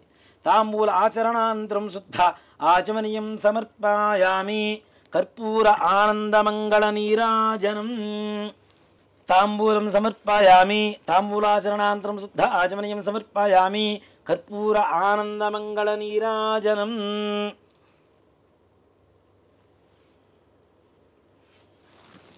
ఓం హిరణ్యపాత్రం వధో పూర్ణం దధాతి వధవ్యోసానీతి ఏకదా బ్రహ్మణ ఉపహరతి ఏకథైవ యజమాన ఆజుస్తేజో దధాతి. శ్రీమన్మహాగణాధిపతయే నమః. కర్పూర ఆనందమంగళ నీరాజనం దర్శయామి. నీరాజనానంతరం శుద్ధ ఆచమనీయం సమర్పయామి. జై శ్రీమద్రమారమణ గోవింద హరి హర నమః పార్వతీపతయే హర హర మహాదేవ హర. జయ బోలో గజానన్ మహారాజు కీ జై. ఇందాక మనం హారతి ఇచ్చిన తర్వాత కూడా మరలా మీరు నీళ్ళు అలా చూపించేసి అక్కడ వేశారు కదా, చాలా మంది ఈ ఏకహారతి మీద వేస్తూ ఉంటారు నీళ్లు కదా. కానీ ఏకహారతి మీద కూడా వెయ్యాలి. దేనికి అంటే అది వేడి ఎక్కుతుంది కాబట్టి ఆ వేడి మన చేతి దాకా రాకుండా ఉండేందుకు దాని మీద నీళ్లు వేస్తారు. అది సంప్రదాయం లాగా మారింది. కానీ స్వామివారికి దాని మీద ఏకహారతి మీద నీళ్లు ఎన్ని వేసినా స్వామివారికి చూపించినటువంటి నీళ్లు మళ్ళీ ఆ ప్లేట్ వదిలిపెట్టడం అనేది మాత్రం తప్పనిసరి. ఇప్పుడు హారతి పొగ వచ్చింది, చేతికి పొగ అయినప్పుడు మనం శుభ్రంగా ఇచ్చేసుకుంటాము. అలాగే స్వామి వారికి హారతి అద్దాం కాబట్టి శుద్ధ ఆచమనీయం అని తప్పనిసరిగా చేయాలి. మంత్రపుష్పం సుమకస్తేక దంతశ్చ కవిలో గజకర్ణక లంబోదరస్య వికటో విఘ్నరాజో. అక్షతలు ఓం సుముఖస్తేకదంతస్యాగమిలో గజకర్ణకః లంబోదర్స్య పుడో విఘ్నరాజోగణాధిపः ధూమకేతుర్గణాధ్యక్షపాల చంద్రోగజాననः వక్రతుండః హేరంబస్కందపూర్వజः షోడశైతాని నామాని పడేచ్చునియాదిభిः విద్యారంభే వివాహే చ ప్రవేశే నిర్గమే తదా సంగ్రామే సర్వకార్యేషు విఘ్నస్తస్య న జాయతే తత్పురుషాయ విద్మహే వక్రతుండాయ ధీమహి తన్నో దంతిః ప్రచోదయాత్ శ్రీమన్మహాగణాధిపతయే నమః పాదారవిందయోః దివ్య సువర్ణ మంత్ర పుష్పాంజనం సమర్పయామి. అక్షతలు తీసుకొని మనస్సులో ప్రదక్షిణ చేస్తున్నట్టుగా భావన చేసుకోవాలి. యాని గాని చ పాపాని జన్మాంతరకృతాని చ తాని తాని ప్రణశ్యంతి ప్రదక్షిణం పదే పదే పాపోహం పాపకర్మాహం పాపాత్మా పాపసంభవః త్రాహి మాన్ కృపయా దేవా శరణాగతవత్సల అన్యథా శరణం నాస్తి త్వమేవ శరణం మమ తస్మాత్ కారుణ్యభావేన రక్ష రక్ష గణాధిప శ్రీమన్మహాగణాధిపతయే నమః. ఆత్మప్రదక్షిణ నమస్కారాన్ని సమర్పయామి. పునః పూజాంచ కరిష్యే. మరళాక్షతలు తీసుకొని కొద్ది కొద్దిగా వేస్తూ ఉండండి. ఛత్రమాచ్ఛాదయామి, చామరం వీజయామి, నృత్యం దర్శయామి, గీతం శ్రావయామి, ఆందోళికానారోహయామి, గజానారోహయామి, అశ్వానారోహయామి, మూషికానారోహయామి, సమస్తరాజోపచార శక్త్యోపచార భక్త్యోపచార పూజాం సమర్పయామి. మరలా అక్షతలు తీసుకోండి మా చేతిలోకి. యస్మృత్యాచనాముఖ్యతమ పూయాక్రియాదిషు న్యూనం సంపూర్ణతాం యాతి సజ్జం వందేదముచ్యుతం. చెప్పండి. మంత్రహీనం క్రియాహీనం భక్తిహీనం గణాధిప యత్పూజితం మయాదేవ పరిపూర్ణం తదస్తుతే. అనేన ధ్యానావాహనాది షోడశ ఉపచార పూజయా చ అవసర నైవేద్యయా చ భగవాన్ సర్వాత్మకః సర్వం శ్రీ మహాగణాధిపతి దేవతా సుప్రీతా సుప్రసన్నా వరదా భవతు. చేతిలో నీళ్లు వేసుకొని నీళ్లు అక్షతలు ప్లేట్లు వదిలిపెట్టేశారు. ఇక్కడ భక్తులకి చేసుకునేటువంటి వాళ్ళందరికీ ఎంత ఎగ్జామ్షన్స్ ఇచ్చారు అంటే మంత్రహీనం క్రియాహీనం భక్తిహీనం ఇలాంటివి ఏదైనా లోపించి ఉన్నా క్షమించి నువ్వు ఇవ్వవలసినటువంటి పరిపూర్ణమైనటువంటి అనుగ్రహాన్ని ఇవ్వమని అని చెప్పి ఈ మంత్రానికి అర్థం అనమాట. ఇప్పుడు అక్షతలు తీసుకున్న వల్ల యజ్ఞేన యజ్ఞేంద్ర దేవాః తాని ధర్మాణి ప్రథమాన్యాసన్ తేహనాకం మహిమానస్సంతే. శ్రీమన్మహాగణాధిపతయే నమః. యథాస్థానం ప్రవేశయామి. శ్రీమన్మహాగణాధిపతి ప్రసాదం యజమాన్యస్య శిరసా గృహ్ణామి. శతమానం భవతి శతాయుః పురుషస్య తేంద్రియ ఆయుష్యేవేంద్రియే ప్రతిష్ఠతి. ఆ పుష్పాన్ని శిఖలో పెట్టుకున్నాం. చేయగలుగుతుంది. మరలా అక్షతలు తీసుకోండి. చెప్పండి. వక్రతుండ మహాకాయ కోటి సూర్య సమప్రభ నిర్విఘ్నం కురు మే దేవ సర్వ కార్యేషు సర్వదా శోభనార్థే క్షేమః పునః ఆగమనాయ చ. ఆ గణపతి దగ్గర అక్షతలు వేయండి. అంటే మనలా శుభకార్యం చేసుకున్నప్పుడు పిలుస్తాం రాండి అని చెప్పి చెప్పడం. ఆయన ఎక్కువసేపు భరించలేం కదా గణపతిని. కాబట్టి ఆయన కైలాసానికి పంపించేటప్పుడు మరలా శోభనార్థే శుభకార్యం చేసుకున్నప్పుడు క్షేమ పునరా ఆగమనాయచ మరలా రాండయ్య అని చెప్పి చెప్పడం. ఇప్పుడు చాలా మంది కూడాను గణపతిని ఇందాక మనం ప్రాణప్రతిష్ఠ చేసాం, అక్షతలు వేసాం. ఇప్పుడు కూడా యథాస్థానం చెప్పడానికి చాలా మంది తమలపాకును అలా ముందుకు జరుపుతూ ఉంటారు. అది శాస్త్రం కాదు అనేటువంటిది ఒక ధర్మం. దేనికంటే మంత్రంతోనే మనం భగవంతుడిని ఆవాహనం చేశాం కాబట్టి మంత్రంతోనే ఉద్వాసన చెప్పటం. ఆయన్ని మరలా కైలాసాన్ని పంపించడం కూడా మంత్రంతోనే చేయాలి. అంతేగాని చాలా మంది తమలపాకులు పట్టుకొని గట్టిగా ముందుకు లాగేస్తూ ఉంటారు. అది ధర్మం కాదు. మంత్రంతో ఆవాహనం చేసాం, మంత్రంతోనే ఉద్వాసన. ఇప్పుడు గణపతి పూజ అయిపోయింది. అంటే చాలా మంది అనుకుంటారు గణపతి పూజ అయిపోయిందంటే వినాయక చవితి పూజ అయిపోలేదు. వరసిద్ధి వినాయక పూజ ఇప్పుడు మనం చేయబోయేటువంటి పూజ. దాని ముందుగా విఘ్నాలు కలగకుండా ఉండేందుకు మహాగణాధిపతి మనం పూజ చేసాం. ఇప్పుడు వరసిద్ధి వినాయక చవితికి ప్రత్యేకంగా చేసుకునేటువంటి పూజా కార్యక్రమం ఏదైతే ఉందో అది ఆ వరసిద్ధి వినాయకుడికి ఇప్పుడు మనం పూజ ప్రారంభిస్తాం. అలాగే గురుగారు, పూజ స్టార్ట్ చేసే ముందు ఒక చిన్న డౌట్ నాకు ఉంది, చాలా మందికి ఉండే ఉంటుంది. ఇప్పుడు చాలా మంది వినాయక చవితి ముందు రోజే వినాయకుడిని పూజా సామాగ్రి అన్నిటినీ తీసుకొచ్చి ఇంట్లో పెడతారు. అలా మనం వెళ్ళటానికి ముందే ఇంటిని శుభ్రం చేసుకోవాలి అని అనుకుంటాం. ఆ శుభ్రం చేసే విధానం కూడా చాలా పద్ధతిగా సాంప్రదాయంగా ఉండాలి, నియమాలు పాటించాలి. అవన్నీ ఏ రకంగా పాటించాలి? ఇక్కడ ఆత్మశుద్ధి, భూశుద్ధి, దేహశుద్ధి ఈ మూడు ఉండాలి. అలానే అంటే భూశుద్ధి అంటే గృహశుద్ధి, ఇల్లు శుభ్రంగా ఉండాలి. దేవతలు ఎక్కడ ఉంటారు? ఎక్కడ శుభ్రత ఉంటే అక్కడ ఉంటారు కదా. వీటిలో అన్ని శుభ్రతలే, దేహశుద్ధి అలానే మనోశుద్ధి, శుద్ధి. అక్కడ గృహశుద్ధి, స్థలం ఏదైతే ఉందో. అందుకని మనం ఇందాక పూజ జరిగేటప్పుడు కూడా పూజా ద్రవ్యాన్ని సంప్రోక్ష, దేవం సంప్రోక్ష, ఆత్మాంచ సంప్రోక్ష, మనం అందరూ కూడా సంప్రోక్షణ కావాలి అనేటువంటిదే ఆ మంత్రానికి అర్థం కదా. కాబట్టి తప్పనిసరిగా ఇల్లు శుభ్రపరచుకోవడం అనేది ముందు రోజు చేసుకోవచ్చు, దాంట్లో ఏమాత్రం కూడా తప్పులేదు. అలాగే ఎక్కడైతే మనం భగవంతుడిని ప్రాణప్రతిష్ఠ చేసుకొని పూజ చేసుకోవాలి అనుకుంటామో, అది పూజా గది కావచ్చు, పూజా గదిలో పక్కన ఇంకో, ఇప్పుడు వినాయక చవితికి పూజా గదిలో పట్టడం కష్టం కాబట్టి ఈ పత్రి ఇవన్నీ పెడుతూ ఉంటాం. ఇవన్నీ పట్టడం కూడా కష్టం అవుతుంది కాబట్టి ఈ పూజా గదికి బయట వైపు కూడా మనం కొంతమంది పూజ ఏర్పాటు చేసుకుంటూ ఉంటాం. అలాంటి సమయంలో తప్పనిసరిగా గోమూత్రం చల్లడం అనేది శుద్ధి. ఓకే, అంత శుభ్రం చేసినా సరే గోమూత్రం చల్లాలి తప్పనిసరిగా. గోమూత్రం దొరకలేదు, కనీసం పసుపు నీళ్ళలో కొద్దిగా పసుపు కలుపుకొని ఇల్లంతా చల్లుకోవడం. అలాగే ఆవు పేడ మనకు దొరికితే చక్కగా తీసుకొని పూజా గృహం ఏదైతే మనం పూజ చేస్తూ ఉంటామో ఆ స్థలంలో చక్కగా అలికి ముగ్గులు పెట్టడం అనేది చాలా మంచిది. దేనికంటే మనం గోవు ఉన్నంత స్వచ్ఛంగా ప్రపంచంలో మరో జంతువు లేదు అనేటువంటిది మన నమ్మకం. అవునా? కార్బన్ డైఆక్సైడ్ తీసుకుని ఆక్సిజన్ బయటికి ఇవ్వగలిగినటువంటి ఏకైక ప్రాణి ప్రపంచంలో ఏదైనా ఉంది అంటే గోవు మాత్రమే, ఇంకా రెండోది లేదు. అంత పరమ పవిత్రమైనటువంటి గోవు నుంచి వచ్చేటువంటి 5 ఉంటాయి పంచగవ్యాలు అని చెప్పి అంతకుముందు కూడా మనం కొన్ని విషయాలు చెప్పుకొని ఉన్నాం. ఈ పంచగవ్యాల్లో పవిత్రమైనటువంటిది గోమూత్రం, గోమయం కూడా ఉంటుంది. కాబట్టి ఆ గోమయాన్ని చక్కగా తెచ్చుకొని ఇంట్లో అలికి ముగ్గులు పెట్టుకోవడం అనేది. అలాగే మనం విగ్రహం తెచ్చుకోవడానికి సామాగ్రి తెచ్చుకోవడానికి కూడా స్నానం చేయకుండా పోయి విగ్రహాలు సామాగ్రి అవన్నీ తీసుకొచ్చి మనం నీళ్లు చల్లేస్తాం, శుభ్రమైపోతున్నాయి అంటే ఓకే, అమ్మే వాళ్ళ పరిస్థితి వేరు, వాళ్ళ వృత్తి అది. కాబట్టి వాళ్ళు ఎలా ఉన్నారు ఏంటనేది తీసి పక్కన పెడదాం. మనం ఎప్పుడైతే విగ్రహాన్ని స్పృశిస్తున్నామో మనలో ఉండేటువంటి పాజిటివ్ ఎనర్జీ అనేది ఆ విగ్రహంలోకి వెళ్ళిపోతుంది కదా. మన దగ్గర పాజిటివిటీ లేకపోతే మన దగ్గర నెగిటివ్ ఉంటే ఆ నెగిటివ్ వెళ్తుందిగా విగ్రహానికి. మరుసటి రోజు పొద్దున నువ్వు పెట్టి పూజ చేయడం వల్ల నెగిటివ్ వస్తుంది, పాజిటివ్ రావడం లేదుగా కదా. కాబట్టి ముందుగానే శుభ్రంగా మనం ఉండాలి, మన గృహం శుభ్రంగా ఉండాలి, మన మనస్సు శుభ్రంగా ఉండాలి. ఇలా ఉండి విగ్రహం తెచ్చుకోవడం అనేది ఉత్తమం. అసలు ఇవేవి కాదు, ఒక మాట చెప్పాలి అంటే పూర్వకాలంలో, ఇప్పుడంటే విగ్రహాలు తయారు చేసి అమ్ముతున్నారు. గణపతి అసలు ఉండడం అనేది మట్టి స్వరూపంలో ఉంటాడు. ఎవరికి ఏ వస్తువుతో, వెండి, బంగారం, రాగి, కంచు, ఇత్తడి ఇలాంటి ద్రవ్యాలతో విగ్రహాలు తయారు చేయించుకోలేకపోయినా సర్వసాధారణంగా అందరికీ తొందరగా దొరికేటువంటిది మట్టి. అది లేదు అని చెప్పడానికి ఎవరికి సమస్య లేదు కదా. అసలు ఎక్కడ చెప్పడానికి అవకాశం లేదు, లేదని చెప్పడానికి. కాబట్టి నది ఒడ్డున కానీ, చెరువు ఒడ్డున కానీ, లేదా పుట్ట దగ్గర కానీ ఉండేటువంటి మట్టి ఏదైతే ఉంటుందో బంక మట్టి అంటారు, దాన్ని బాగా జిగురు జిగురుగా ఉంటుంది. దాన్ని తీసుకొని వచ్చి చక్కగా విగ్రహం ఇంట్లో తయారు చేసుకుంటే ఇంకా గణపతి సంతోషిస్తాడు. స్వయంగా మన చేతులతో తయారు చేసుకుంటే ఓం గం గణపతయే నమః అనేటువంటి మంత్రం చదువుకుంటూ నిజంగా ఏమీ చేయటం చేత కానీ పిల్లలకు కూడా గణపతి మంత్రాన్ని చదువుతూ చక్కగా చేయగలిగితే తప్పనిసరిగా ఆయన రూపం వచ్చేస్తుంది.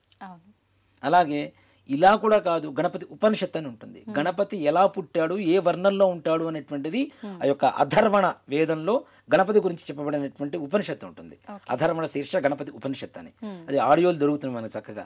అది వింటూ గణపతిని తయారు చేసుకోవచ్చు. అంటే పృథ్వీ తత్వం ఏదైతే నేల ఉంటుందో, పృథ్వీ పంచభూతాలు ఉన్నాయి కదా, పృథ్వీ అంటే ఏంటి? నేల, భూమి. భూమి తత్వమే గణపతి తత్వం. జననాన్ని ఇచ్చేటువంటి తత్వం, తనలో కలుపుకునేటువంటి తత్వం. ఒక మట్టి తీసుకొచ్చి చిన్న గిన్నెలో పెట్టేసి ఒక విత్తనం వేస్తే మొలక వస్తుంది. అలాగే ఒక చనిపోయినటువంటి వ్యక్తిని తీసుకెళ్లి భూమిలో పాతి పెడితే కలిసిపోతుంది. తనలో కలుపుకుంటాడు, మనకి కావాల్సింది ఇస్తాడు. ఆ తత్వమే గణపతి తత్వం. అందుకనే భూమి మీద దొరికేటువంటి మట్టితోనే వినాయకుడు విగ్రహాలు తయారు చేయండి రా అని చెప్పేది. కాబట్టి గణపతికి ఇంకోటి కూడా ఏంటండి, మనం అందరం నివసించేది అక్కడ భూమి మీద కదా. మూలాధారే స్థితోసి నిత్యం అని గణపతి మంత్రంలో ఉపనిషత్తులో వస్తుంది. మూలాధార చక్రానికి అధిపతి గణపతి. మూలాధారం మనకేమిటి? భూమే కదా ఆధారం. కాబట్టి అలాంటి పృథ్వీతత్వంతో ఉండేటువంటి మట్టితో గణపతిని తయారు చేస్తే, ఆ గణపతిని తయారు చేసిన తర్వాత మరలా నీళ్లలో వేస్తూ ఉంటే మనకి ఆరోగ్యం లభిస్తూ ఉంటుంది. దాంతోపాటుగా మనకి పత్రి పూజ చేస్తూ ఉంటాం. 21 రకాలు, 21 పత్రాన్ని పూజయామి అని చెప్పి చెబుతూ ఉంటాం. 21 అంటే 21 పత్రి. అసలు వినాయక చవితి పూజ ఎందుకు చెయ్యాలి అనేటువంటి ఒక ఆలోచనకి వస్తే, కేవలం వర్షాకాలంలో భాద్రపద శుద్ధ చవితి రోజున మాత్రమే మనం గణపతికి ఎక్కువగా ఈ పత్రితో పూజ చేస్తూ ఉంటాం. అవును. అవునా? అవును. వర్షాకాలంలో ఏమొస్తాయి జనాలందరికీ? ఇన్ఫెక్షన్స్ ఎక్కువ వస్తాయి. అవును, వ్యాధుల బారిన పడుతుంటాం. జ్వరాలు, జలుబులు, తుమ్ములు, దగ్గులు ఇవన్నీ వస్తుంటాయి. గణపతికి పూజ చేసేటువంటి ఏకవింశతి పత్రంలో ప్రతి ఒక్క దాంట్లో ఔషధీ గుణాలు ఉంటాయి. వ్యాధి నిరోధక శక్తిని కలిగజేసినటువంటి శక్తి ఉన్నటువంటి పత్రి మాత్రమే గణపతికి పూజ చేస్తున్నాం. ఓకే. అవునా?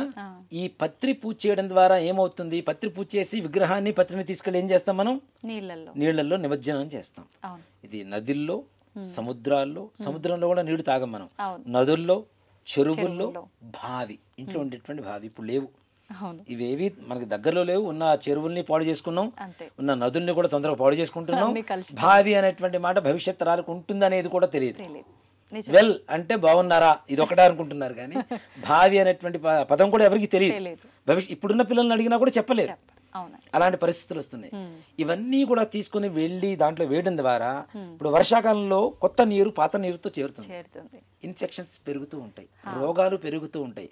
ఈ రోగ నిరోధక శక్తి కలిగినటువంటి పత్తిని తీసుకొని దాంట్లో వేస్తే అవి నాని బాగా లోపల నాని మనకి రోగాలు రాకుండా చేస్తాయి. వచ్చిన రోగాల్ని నిరోధించేలాగా శక్తిని కలుగజేస్తాయి. కాబట్టి వినాయక చవితి భాద్రపద శుద్ధ చవితి రోజున వర్షాకాలంలో పత్రితో పూజ చేసి, ఇప్పుడు విగ్రహాన్ని పూజ చేస్తాం పత్రితో, విగ్రహానికి కూడా ఆ పత్రిలో ఉండేటువంటి ఔషధి గుణాలు వస్తాయి కదా, ఆ మట్టి కూడా స్వీకరించేటువంటి లక్షణం ఉందని చెప్పుకున్నాం కదా. కాబట్టి ఆ విగ్రహాన్ని కూడా తీసుకొని వెళ్ళి నీళ్ళలోకి రావడం ద్వారా మనకి ఏ రకమైనటువంటి రోగాలు రాకుండా చేసేందుకు ఈ భాద్రపద శుద్ధ చవితి రోజున వినాయకుడు పూజ చేస్తాం. ఓకే. మనం మన ధర్మం ప్రకారం పూజ, దాంతో సైంటిఫిక్ గా మన ఆరోగ్యానికి సంబంధించి చాలా గొప్ప సైన్స్ మాట చెప్పాలంటే, అంటే సైన్స్ కూడా అందనటువంటి సైన్స్. నిజమే అండి. అంత ఔషధి గుణాలు ఉంటాయి వాటిల్లో. అవి మనకి తెలియక మనం ఏదో పిచ్చి కొమ్మలు తీసుకొచ్చి పూజ చేస్తున్నాం, కానీ 21 రకాలు ఏవైతే శాస్త్ర ప్రకారం చెప్తూ ఉన్నారో వాటిల్లో ప్రతి ఒక్క దాంట్లో రోగాన్ని, ఒకదానికి జలుబు పోగొట్టేటువంటిది. పూర్వకాలంలో చూడండి, ఇప్పుడంటే తక్కువ, ఇప్పుడు నాజిల్ డ్రాప్స్ అని కొనుక్కుంటున్నారు కదా, అదేంటి? జిందా తెలుసు కదా. జిల్లేడు ఆకుల్ని కాస్త వేడి మీద ఇచ్చేసి రసం పిండి దాన్ని అమ్ముతున్నారు ఇప్పుడు.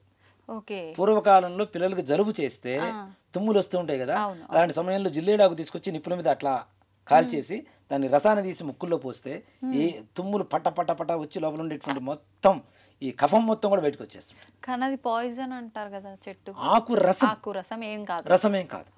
రసాన్ని పిండి ముక్కుల్లో పోస్తే చూడండి, ఇప్పటికీ ఉన్నారు చాలా మంది విలేజెస్ లో చేస్తూ ఉంటారు. నాటు వైద్యం అని చెప్పి మనం నవ్వుతున్నాం. ఇప్పుడు అదే నాజుల్ డ్రాప్స్ అని మనం కొనుక్కుంటున్నాం, అంత మించి ఏం లేదు. దీంట్లో మరి జిల్లేడు ఆకులు కూడా చేస్తున్నాం. అంటే ఒక్కొక్క రకమైనటువంటి రోగాన్ని పోగొట్టేటువంటి లక్షణాలు ఈ పత్రిలో మాత్రమే ఉన్నాయి. అది తెలుసుకొని పూజ చేస్తే ఆనందం. మన దేహానికి, ఇందాక చెప్పే కదా, మన దేహానికి ఏం కావాలో అది భగవంతుడు ఇస్తున్నాడు. ఆయన పేరు చెప్పుకొని మనం స్వీకరిస్తున్నాం ఆరోగ్యాన్ని. నిజంగానే మీరు అన్నట్టు బావి దాకా ఏమో గానీ పూజలు అయితే చేస్తుంటారు ప్రతి ఒక్కరు. కానీ ఎవరైనా పిల్లలుండి అమ్మ ఇది ఎందుకు చేస్తున్నావు అని అంటే ఫస్ట్ వాళ్ళ దగ్గర కూడా సమాధానం లేని కాలంలో ఉన్నాం. అయితే గురుగారు, ఇంకొక క్వశ్చన్. ఇప్పుడు విగ్రహం తేవడానికి వెళ్ళిన తర్వాత కూడా చాలా మంది ఆలోచిస్తుంటారు. నేను కూడా స్టార్టింగ్లో నాకు తెలియనప్పుడు ఏంది వీళ్ళు ఇట్లా అడుగుతున్నారు, ఎటువైపు ఉంటే ఏంది అని చెప్పి. అది ఏంటంటే తొండం కుడివైపు ఉన్న విగ్రహాన్ని తెచ్చుకుంటే మంచి శుభం కలుగుతుంది, ఎడం వైపుది అంత పనికి రాదు అని చెప్పి. ఇవన్నీ నిజంగా నిజాలేనా? ఉన్నాయమ్మా. దీంట్లో కూడా గణపతికి మనం వామాచారం, దక్షిణాచారం చెప్పి 2 ఆచారాలు చెప్తుంటాం కదా. ఎక్కువగా అమ్మవారికే చెప్తూ ఉంటారు చాలా మంది. వామాచార దక్షిణాచారాలు అనేటువంటి విధానం అమ్మవారికే ఉంది. మధ్య మాంసాలు పెడుతుంటారు, ఇలా ఆచారాలు ఉన్నాయి. అసలు వామాచారం అనేటువంటి మొదలైందే గణపతి దగ్గర. చాలా మందికి తెలియదు అది. ఉచ్చిష్ట గణపతి అనేటువంటి ఒక విధానం ఉంటుంది, ఒక గణపతికి పూజ ఉంటుంది. ఉచ్చిష్టము అంటే ఏంటి? ఎంగిలి. ఉత్తిష్టము అంటే లేవటం, ఉచ్చిష్టము అంటే ఎంగిలి. స్వామివారికి నివేదన పెట్టినటువంటి ఉండ్రాళ్ళు మనం తింటూ మంత్రోచ్చారణ చేస్తూ ఉపాసన చేసేటువంటి విధానం ఉంది. ఇది ఏ ప్రాంతంలో చేస్తుంటారు? అసలు ఏ ప్రాంతంలోనే ఉంది, చాలా నిగూఢంగా ఉంటుంది, ఎవరికి బయటికి తెలియదు. అసలు ఉచ్చిష్ట గణపతి అనేటువంటి గణపతి ఉంటాడన్న విషయం కూడా చాలా మందికి తెలియదు. ఉచ్చిష్ట గణపతికి తొండం ఎడం వైపు ఉంటుంది, వరసిద్ధి వినాయకుడికి కుడి చేతి వైపు ఉంటుంది. అంటే సాత్వికం, సింపుల్. వామాచారము అంటే ఎడం చేత్తో చేసేటువంటిది, అవునా? దక్షిణాచారం అంటే కుడి చేత్తో చేసేటువంటిది. దక్షిణం వైపు తొడం తిరిగి ఉంటే దక్షిణాచారం సాత్వికం, ఎడం చేతి వైపు తిరిగి ఉంటే వామాచారం కొంచెం శక్తివంతం. ఓకే. కాబట్టి కుడి చేతి వైపు తిరుగున్నదే ప్రసన్నంగా ఉంటుంది. ప్రసన్నంగా ఉంటుంది. ఓకే. శుక్లాం భరధరం విష్ణు ప్రసన్నవదనం అని చెప్పి చూస్తున్నాను. అవును అవును శ్లోకం. అవునా? ప్రసన్నవదనం అంటే ఎట్లుంటే ప్రశాంతంగానే ఉంటుంది. అలాగే ఆయన అంత ప్రశాంతంగా ఉంటున్నాడు. విగ్రహం తెచ్చుకునేటప్పుడు నిమజ్జనం చేసేటప్పుడు కూడా అంతే ప్రశాంతత ఉండాలి. అది లేకుండా ఇప్పుడు చూస్తున్నాం కదా డీజే సౌండ్లు. అవును. పూజ పావు గంట, మిగిలిన ఎంటర్టైన్మెంట్ ప్రోగ్రామ్ గంటన్నర 2 గంటలు. రాత్రి నిద్ర కూడా అక్కడే కూర్చొని చేస్తూ ఉంటారు. అవును. క్యారమ్ బోర్డ్స్ పెట్టుకొని కొన్ని చోట్ల అనకూడదులే కానీ చతుర్ముఖ పారాయణలు ఇవన్నీ కూడా చేస్తుంటారు. గణపతికి పూజ చేయండిరా అంటే ఇవన్నీ చేస్తుంటే గణపతి మాత్రమే ఏం చేస్తాడు? అంతే. అవునా? అవును. ఇప్పుడు వినాయకుడిని తీసుకుని వెళ్ళేటప్పుడు మంగళ వాయిద్యాలతో తీసుకెళ్ళండి. ఈ డీజే సౌండ్లు డప్పులు గిప్పులు ఇవన్నీ పెట్టుకొని మనకి కాదు కదా. మంగళ వాయిద్యాలు. మంగళం అంటే శుభం. ఆయన మనకి శుభాన్ని చేకూరుస్తున్నాడు కాబట్టి శుభాంతో చక్కగా తీసుకెళ్ళాలి. ఒక చిన్న కథ కూడా ఉందమ్మా. అంటే చాలా రోజుల క్రితం నుంచి ఎవరో చెప్పే ఉంటారు ఎక్కడో చోట. కానీ హుస్సేన్ సాగర్, మన హైదరాబాద్లో ఉన్న హుస్సేన్ సాగర్లో ఒక పడవలో 3 వెళ్తున్నారు. ఒక క్రిస్టియను, ఒక హిందువు, ఒక ముస్లిం. ఇది తెలిసే ఉంటుంది చాలా మందికి. బాగా వరదలు వచ్చేసినాయి. ముస్లిం అతను ఉండి అలా నన్ను కాపాడని చెప్పి అడిగాట. ఆయన వచ్చి తీసుకుని వెళ్ళి కాపాడాడు. అలాగే క్రిస్టియను జీసస్ నన్ను కాపాడను కానీ జీసస్ వచ్చి ఆయన కాపాడని తీసుకుని వెళ్ళాడు. హిందూ వచ్చి గణపతిని ప్రార్థిస్తున్నట. నువ్వు నన్ను కాపాడయ్యా కాపాడయ్యా. ఈ గణపతి మాత్రం హుస్సేన్ సాగర్ ఒడ్డు మీద నిల్చొని నాట్యం చేస్తున్నట్ట. అదేంటయ్యా జీసస్ అనగానే ఆయన వచ్చి తీసుకెళ్ళాడు, అలా అనగానే ఆయన వచ్చి తీసుకెళ్ళాడు, నేను మునిగిపోతున్నాను, నువ్వు ఎందుకు డ్యాన్స్ చేస్తున్నావు అంటే, మరి నేను మునిగేటప్పుడు మీరు డ్యాన్స్ చేయటం లేదా, మీరు మునిగేటప్పుడు నేను డ్యాన్స్ చేస్తే వచ్చింది అన్నట్టు. అంటే అలాంటి వికృతమైనటువంటి స్థితికి మనం తీసుకెళ్తున్నాం భగవంతుడు కదా. అది తప్పు కదా. ఆనంద నాట్యం చేయడం వేరు, ఇష్టం వచ్చినట్టు ఏదో ఈ మద్యాలు తీసుకొని ఆ తుంపర్లు దేవుడి మీద పడుతూ ఉంటే మనం కింద పడిందే ఏది వస్తువు దేవుడికి సమర్పించం. అలాంటిది మన తుంపర్లు భగవంతుడి మీద పడుతూ ఉంటే అది ఎంతవరకు కరెక్టు? అంతవరకు పూజ చేసి, అంత పవిత్రంగా పూజ చేసి, ఈ డప్పుల మధ్యలో ఈ డీజేల మధ్యలో ఇష్టం వచ్చినట్టు మద్యం సేవించి అరుస్తూ దేవుడి మీద ఎక్కి, ఇంకోటి కూడా నేను నిషేధం అని చెప్తాను. భగవంతుడికి వినాయకుడికి లడ్డు నివేదన పెడుతూ ఉంటారు కదా. అసలు లడ్డు పెట్టమని ఎవరు చెప్పారు? ఏ శాస్త్రాల్లో ఉంది? ఎక్కడా లేదు.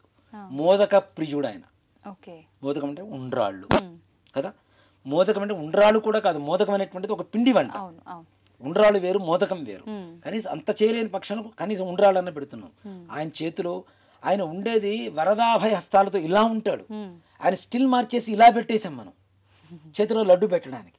ఈ లడ్డూని పెట్టేసి దీన్ని లక్షలకి కోట్లకి వేలాలు వేసి భగవంతుడు ప్రసాదం వేలం వేయటం ఏమిటి? పెడితే ఇంకంతా అందరికి పెట్టు, పో నీ నైవేద్యం పెట్టావు నీ భక్తి కొద్దీ.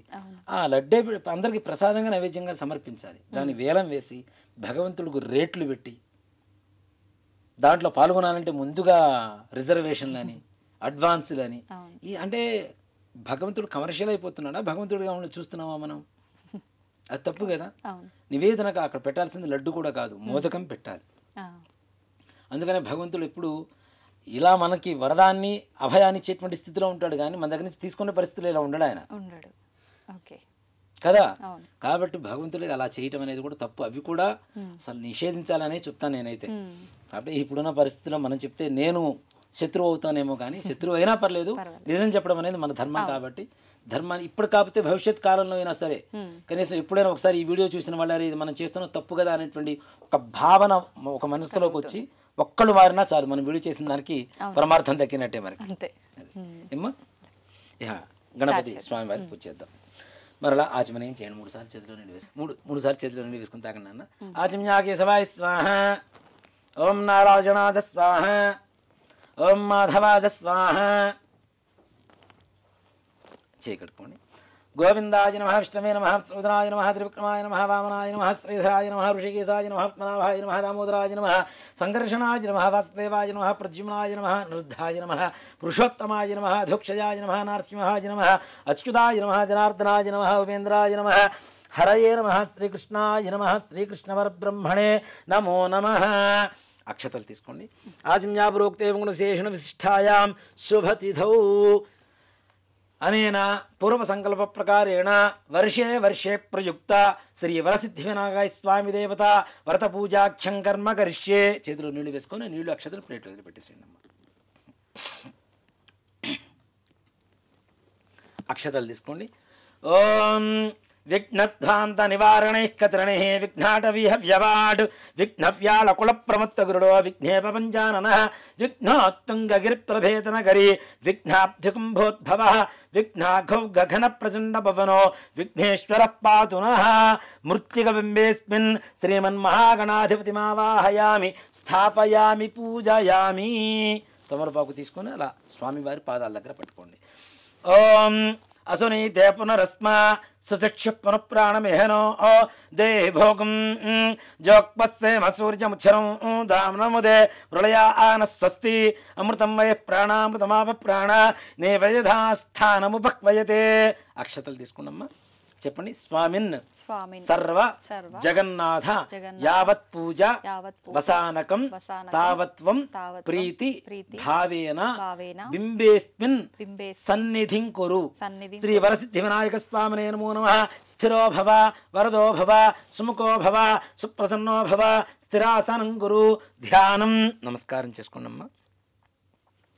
ఓం నమో వ్రాతపతయే నమో గణపతయే నమః ప్రమథపతయే నమస్తే అస్తు లంబోదరాయ ఏకదంతాయ విఘ్న వినాశినే శివసుతాయ శ్రీ వరదమూర్తయే నమో నమః. అక్షతలు తీసుకొని గణపతి దగ్గర వేయండి. శ్రీమన్మహాగణాధిపతయే నమః. ధ్యాయామి ధ్యానం సమర్పయామి ఆవాహయామి సువర్ణరత్నగతిదేమ సింహాసనం సమర్పయామి. పాదయో నీళ్లు 3 సార్లు అట్లా స్వామివారి దగ్గర చూపించేసి ప్లేట్లో వదిలిపెట్టేసేయండి. పాదయో పాద్యం సమర్పయామి. హస్తయో అర్ఘ్యం సమర్పయామి. ముఖే ఆచమనీయం సమర్పయామి. ఔపచారక స్నానం. కొద్దిగా నీళ్లు చల్లండి గణపతి మీద. ఓం మా భవిష్ఠామయో భవస్థాన ఊర్జేత ధాతన మహేరణాజ శిక్షసే యోవశ్యవదమోరసస్తస్య భాజే దేహన ఉషదీర్వ మాతర తస్మారంగమామవో ఇస్సక్షయా యజన్వథ ఆపో జనజథా జన. శ్రీమన్మహాగణాధిపతయే నమః. శుద్ధోదక స్నానం సమర్పయామి. కొబ్బరికాయ తీసుకొని కొట్టండి.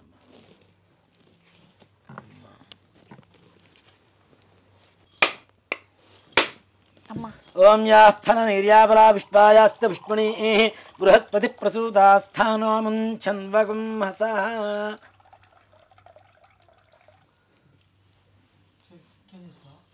ఆ తమలపాకుతో కొద్దిగా గణపతి మీద నీళ్లు చల్లండి. ఇందాక శుద్ధోదకం అంటే మామూలు నీళ్లు పోసాం కదా, మనం ఏం చేస్తాం సోపు రుద్దుకుంటాం కదా, అలానే ఇది సోప్ అనమాట స్వామివారికి. అలా దేవతలకి ఈ నారికేళ ఫలం అనేది వారికి ఉండేటువంటి మనం ఇచ్చేటువంటి లిక్విడ్ సోప్ లాంటిది. సో కాబట్టి ఈ కొబ్బరి నీళ్ళతో స్వామివారికి స్నానం. ఇందాక మనం చెప్పుకున్నాం కదా అధర్వణ గణపతి ఉపనిషత్ అని. ఇప్పుడు మనం చెప్పబోయేటువంటి మంత్రం అదే. ఇది విన్నా చదువుకున్నా చాలా విశేషమైనటువంటి పుణ్యం లభిస్తుంది. ఇది ఎక్కడైతే పారాయణ జరుగుతుందో అక్కడ సకల విఘ్నాలు కూడా తొలగిపోతాయని చెప్పి శాస్త్రం చెప్తూ ఉంది. గణపతి ఉద్భవం, ఎలా ఉద్భవించాడు, ఏ వర్ణంలో ఉంటాడు అనేటువంటిది యొక్క మంత్రాల పరమార్థం. ఓం భద్రం కర్ణేభిః శృణుయామ దేవాః భద్రం పశ్యేమాక్షభిర్యజత్రాః స్థిరైరంగైస్తుష్ట్యభాగం సస్తనోభిః వ్యసేమ దేవహితం యదాయుః స్వస్తి న ఇంద్రో వృద్ధశ్రవాః స్వస్తి నః పూషా విశ్వవేదాః స్వస్తి నస్తార్క్ష్యో అరిష్ట్యనేమిః స్వస్తి నో బృహస్పతిర్దధాతు. ఓం శాంతిః. ఓం లం నమస్తే గణపతయే త్వమేవ ప్రత్యక్షం తత్వమసి త్వమేవ కేవలం కర్తాసి త్వమేవ కేవలం హర్తాసి త్వమేవ కల్పితం బ్రహ్మాసి త్వం సాక్షాదాత్మాసి నిత్యం అర్థం వచ్మి సత్యం వచ్మి అవత్వం మాం అవవక్తారం అవశ్రోతారం అవదాతారం అవధాతారం అవానూచాన మమ శిష్యం అవపురస్తాత్తా ఆదు అవదక్షిణాత్తా ఆదు అవపశ్చాత్తా ఆదు అవోత్తరాత్తా ఆదు అవచోర్ధ్వాత్తా ఆదు అవధరాత్తా ఆదు సర్వతో మాం పాహి పాహి సమంతాత్. త్వం వాంగ్మయస్త్వం చిన్మయః త్వమానందమయస్త్వం బ్రహ్మమయః త్వం సచ్చిదానందాద్వితీయోసి త్వం జ్ఞానమయో విజ్ఞానమయోసి. సర్వం జగదిదం తత్వో జాయతే సర్వం జగదిదం త్వస్తతిష్ఠతి సర్వం జగదిదం త్వజలయమేష్యతి త్వజి ప్రచ్యేతి త్వం భూమిరాపో నలో నిలో నభః త్వం చత్వారి వాక్పరవిదాపదాని త్వం గుణత్రయాతీతః త్వం దేహత్రయాతీతః త్వం కాలత్రయాతీతః త్వం మూలాధారే స్థితోసి నిత్యం త్వాం యోగినో ధ్యాయంతి నిత్యం త్వం శక్తిత్రయాత్మకః త్వం బ్రహ్మస్త్వం రుద్రస్త్వమింద్రస్త్వమగ్నిస్త్వం వాయుస్త్వం సూర్యస్త్వం చంద్రమాస్త్వం బ్రహ్మ భూర్భువస్తు వరో గణాదీన్ పూర్వముచ్చార్య వర్ణాదీం తదనంతరం అనుస్వార పరతర అర్ధేందురశతం తథా ధారేణ యుక్తమేవ దేవతవ మనస్వరూపం తకార పూర్వరూపం అకారో మధ్యమ రూపం బిందురుత్తర రూపం నాదసంధానం సంహితా సంధి సైషా గాణేసి విద్యా గణక ఋషి రుజడ్గాయత్రీ ఛంద శ్రీమహాగణాధిపతిర్దేవత ఓం గం గణపతయే నమః ఏకదంతాయ విద్మహే శూర్పకర్ణాయ ధీమహి తన్నో గణక ప్రచోదయాదు ఏకదంతం చతుర్హస్తం బిభ్రాణం పాశుపంకుజం అభయం వరదం హస్తైర్దధానం మూషికధ్వజం రక్తం లంబోదరం శూర్పసుకర్ణం రక్తవాసనం రక్తగంధానులుప్తాంగం రక్తపుష్పైః సుపూజితం భక్తానుకంపినం దేవం జగత్కారణముచ్యుతం ఆవిర్భూతం చ సృష్ట్యాదో ప్రకృతే పురుషాత్పరం ఏవం ధ్యాయోతి యో నిత్యం స యోగి యోగినాం వరః నమో ప్రాతపతయే నమో గణపతయే నమః ప్రమథపతయే నమస్తే అస్తు లంబోదరాయ ఏకదంతాయ విఘ్న వినాశినే శివసుతాయ శ్రీ వరదమూర్తయే నమో నమః శ్రీమన్మహాగణాధి శ్రీ వరసిద్ధి వినాయక స్వామినే నమో నమః ఇది ఫలోదకేన స్నానం సమర్పయామి ఈ మామూలు నీళ్ళు చల్లాలి ఆపోష్ఠామయో భవస్థాన ఊర్జేత ధాతన మహేరణాజ చక్షసే యోవశ్యవతమోరసస్తస్య భాజేతే హనః ఉషతీరవ మాతరః తస్మా అరంగమామవో యస్సక్షజా జన్వథ ఆపో జనయథా జనః ఇది శుద్ధోదక స్నానం సమర్పయామి మరలా నీళ్ళు అక్కడ చూపించేసి ప్లేట్లో వదిలిపెట్టేసేయండి స్నానానంతరం శుద్ధ ఆచమనీయం సమర్పయామి వస్త్రం అభివస్త్రా ఆసవసరాన్యర్షాభిధేనో సుతిగా ఆ పూజమానః అభిచంద్రాభర్తమేన్నో దీన్ని గంధంలో ముంచేసి పసుపు అద్దేసి స్వామి వారికి పెట్టండి అద్దాల బొట్టు పెట్టినా సరిపోతుంది అద్దండి వస్త్రం అభివస్త్రా ఆస్వసరాన్యర్షాభిధేనో సుతిగా ఆ పూజమానః అభిచంద్రాభర్తమేన్నో హిరణ్యాభ్యశ్వానధనో ఓ దేవసోమ శ్రీమన్మహాగణాధిపతయే నమః ఇది వస్త్రయుక్తం సమర్పయామి కుంకుమ యజ్ఞోపవీతం अमेयाय च हेरम्ब परशुधारकाय ते मूषकवाहनायैव विश्वेशाय नमो नमः యజ్ఞోపవీతం ధర్మం పవిత్రం ప్రజాపతేర్యత్సహజం పురస్తా ఆదు ఆయుష్యమగ్నిం వ్రతం చ శుభ్రం యజ్ఞోపవీతం బలమస్తు తేజః ఇది యజ్ఞోపవీతం సమర్పయామి గంధాన్ని పుష్పంతో తీసుకొని స్వామివారికి అలా గంధద్వారాందురాధిష్టాం నిత్యపుష్టాంగరీషణీం ఈశ్వరేకం సర్వభూతానాం త్వామిహో భక్వయే స్త్రియం ముందుగా ఒట్టి గంధం శ్రీ వరసిద్ధి వినాయక స్వామినే నమో నమః శ్రీగంధాంధారయామి ఒక పుష్పానికి పసుపు ఒక పుష్పానికి కుంకుమ ఆయనేతే పరాయణే దుర్వా ఆరోహంతు పుష్పిణీ హృదాశ్చ పుండరీకాణి సముద్రస్య గృహాయమే అలంకరణార్థం హరిద్రిగాచూర్ణ కుంకుమ విలేపనాని సమర్పయామి పుష్పైః పూజయామి ఓం సుముఖాయ నమః మాచీపత్రం పూజయామి ఓం గణాధిపాయ నమః బృహతీపత్రం పూజయామి ఉమాపుత్రాయ నమః బిల్వపత్రం పూజయామి గజాననాయ నమః దూర్వయుగ్మపత్రం పూజయామి హరసూనవే నమః దత్తూరపత్రం పూజయామి లంబోదరాయ నమః బదరీపత్రం పూజయామి లంబోదరాయ నమః బదరీపత్రం పూజయామి గుహాగ్రజాయ నమః అపామార్గపత్రం పూజయామి గజకర్ణకాయ నమః తులసీపత్రం పూజయామి ఏకదంతాయ నమః ఛూతపత్రం పూజయామి వికటాయ నమః కరవీరపత్రం పూజయామి భిన్నదంతాయ నమః విష్ణుకరాంతపత్రం పూజయామి వటవే నమః దాడిమీపత్రం పూజయామి పూజయామి. ఓం సర్వేశ్వరాయ నమః. దేవదారుపత్రం పూజయామి. ఓం ఫాలచంద్రాయ నమః.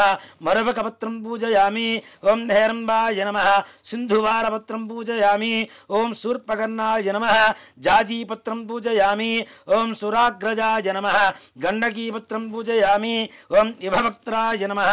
శమీపత్రం పూజయామి. ఓం వినాయకాయ నమః. అశ్వత్థపత్రం పూజయామి. ఓం సురసేవితాయ నమః. అర్జునపత్రం పూజయామి. ఓం కపిలాయ నమః. అర్కపత్రం పూజయామి. ఓం గణేశ్వరాయ నమః. 21 పత్రాణి పూజయామి. ఓం గజాననాయ నమః. ఓం గం గణపతయే నమః అంటూ పూజ చేస్తున్నాం. ఓం గజాననాయ నమః. ఓం గణాధ్యక్షాయ నమః. ఓం విఘ్నరాజాయ నమః. ఓం వినాయకాయ నమః. ఓం ద్వైమాతురాయ నమః. ఓం ద్విముఖాయ నమః. ఓం ప్రముఖాయ నమః. ఓం సుముఖాయ నమః. ఓం కృత్యనే నమః. ఓం సుప్రదీప్తాయ నమః. ఓం సుఖనిధయే నమః. ఓం సురాధ్యక్షాయ నమః. ఓం సురార్ఘ్నాయ నమః. ఓం మహాగణపతయే నమః. ఓం మాన్యాయ నమః. ఓం మహాకాలాయ నమః. ఓం మహాబలాయ నమః. ఓం హేరంబాయ నమః. ఓం లంబజఠరాయ నమః. ఓం హయగ్రీవాయ నమః. ఓం ప్రథమాయ నమః. ఓం ప్రాజ్ఞాయ నమః. ఓం ప్రమోదాయ నమః. ఓం మోదకప్రియాయ నమః. ఓం విఘ్నకర్త్రే నమః. ఓం విఘ్నాంత్రే నమః. ఓం విశ్వనేత్రే నమః. ఓం విరాట్పతయే నమః. ఓం శ్రీపతయే నమః. ఓం వాక్పతయే నమః. ఓం శృంగారిణే నమః. ఓం ఆశ్రితవత్సలాయ నమః. ఓం శివప్రియాయ నమః. ఓం శీఘ్రకారిణే నమః. ఓం శాశ్వతాయ నమః. ఓం బలాన్వితాయ నమః. ఓం బలోద్ధతాయ నమః. ఓం భక్తనిధయే నమః. ఓం భావగమ్యాయ నమః. ఓం భావాత్మయాయ నమః. ఓం వగ్రగామినే నమః. ఓం మహాకృతయే నమః. ఓం చామీకరప్రభాయ నమః. ఓం శర్వాయ నమః. ఓం సర్వోపన్యాసాయ నమః. ఓం సర్వకర్త్రే నమః. ఓం సర్వనేత్రే నమః. ఓం సర్వసిద్ధిప్రదాయ నమః. ఓం పంచహస్తాయ నమః. ఓం పార్వతీనందనాయ నమః. ఓం ప్రభవే నమః. ఓం కుమారగురవే నమః. ఓం కుంజరాసురభంజనాయ నమః. ఓం కాంతిమతే నమః. ఓం ధృతిమతే నమః. ఓం కామినే నమః. ఓం కవిత్తపరప్రియాయ నమః. ఓం బ్రహ్మచారిణే నమః. ఓం బ్రహ్మరూపిణే నమః. ఓం మహోదరాయ నమః. ఓం మధోత్కటాయ నమః. ఓం మహావీరాయ నమః. ఓం మంత్రిణే నమః. ఓం మంగళసుస్వరాయ నమః. ఓం ప్రమదాయ నమః. ఓం యాయసే నమః. ఓం యక్షకిన్నరసేవితాయ నమః.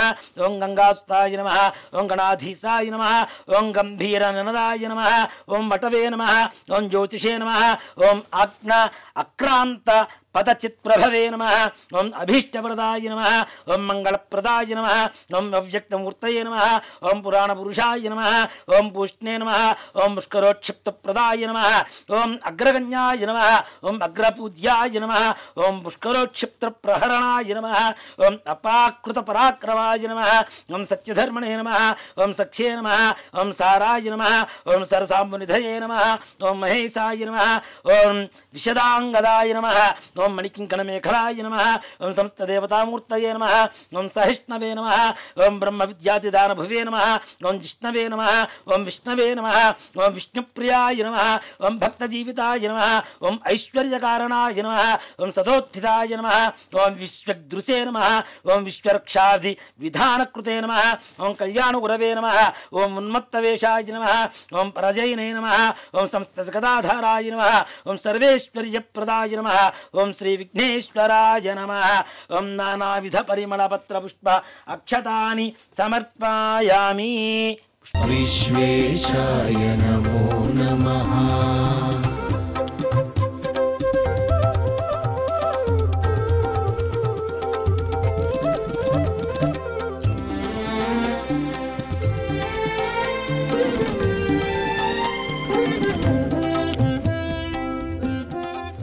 ఓం సుముఖాయ నమః. ఓం ఏకదంతాయ నమః. ఓం కపిలాయ నమః. ఓం గజకర్ణకాయ నమః. ఓం లంబోదరాయ నమః. ఓం వికటాయ నమః. ఓం విఘ్నాజాయ నమః. ఓం ధూమకేతవే నమః. ఓం గణాధిపాయ నమః. ఓం గణాధ్యక్షాయ నమః. ఓం గజాననాయ నమః. ఓం ఫాలచంద్రాయ నమః. ఓం వక్రతుండాయ నమః. ఓం శూర్పకర్ణాయ నమః. ఓం హేరంబాయ నమః. ఓం స్కందపూర్వజాయ నమః. ఓం సర్వసిద్ధిప్రదాయకాయ నమః. కుమారగురవే నమః. శ్రీమన్మహాగణాధిపతయే నమః. నానావిధ పరిమళపత్ర పుష్ప అక్షతాని సమర్పయామి. ధూపం పెట్టేస్తున్నాడు. ఆ షాట్ పడుతుంది.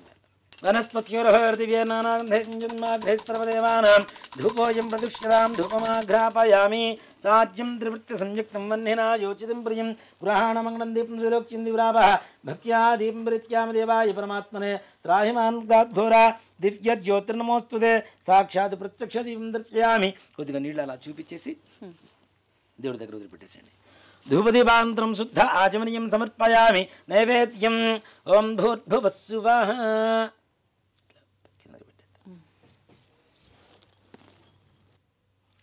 ఓం భూర్భువస్సువః ఓం తత్సవితుర్వరే ఇట్లా నీళ్లు చల్లండి ఓం తత్సవితుర్వరేణ్యం భర్గో దేవస్య ధీమహి ఇలా చుట్టూ తిప్పండి సత్యం వర్త్యేన పరిణితియామి అమృతమస్తు అమృతోవస్త్రమసి శ్రీ వరసిద్ధి వినాయక స్వామినే నమః అవసరార్థం నారికేళ సకలాన్ దాడిమీ ఫలాన్ బహుబీజ ఫలాన్ వేదయామి ఓం ప్రాణాయ స్వాహ ఓం అపానాయ స్వాహ ఓం జ్ఞానాయ స్వాహ ఓం ఉదానాయ స్వాహ ఓం సమానాయ స్వాహ 6 సార్లు నీళ్ళు అక్కడ చూపించేసి ప్లేట్ వదిలిపెట్టేసండి అమ్మా స్వామివారి దగ్గర చూపించి మధ్య మధ్య భగవానీం సమర్పయామి అమృతాభిధానమసి ఉత్తరాభూషణం సమర్పయామి హస్తో ప్రక్షాళయామి పాదో ప్రక్షాళయామి శుద్ధ ఆచమనీయం సమర్పయామి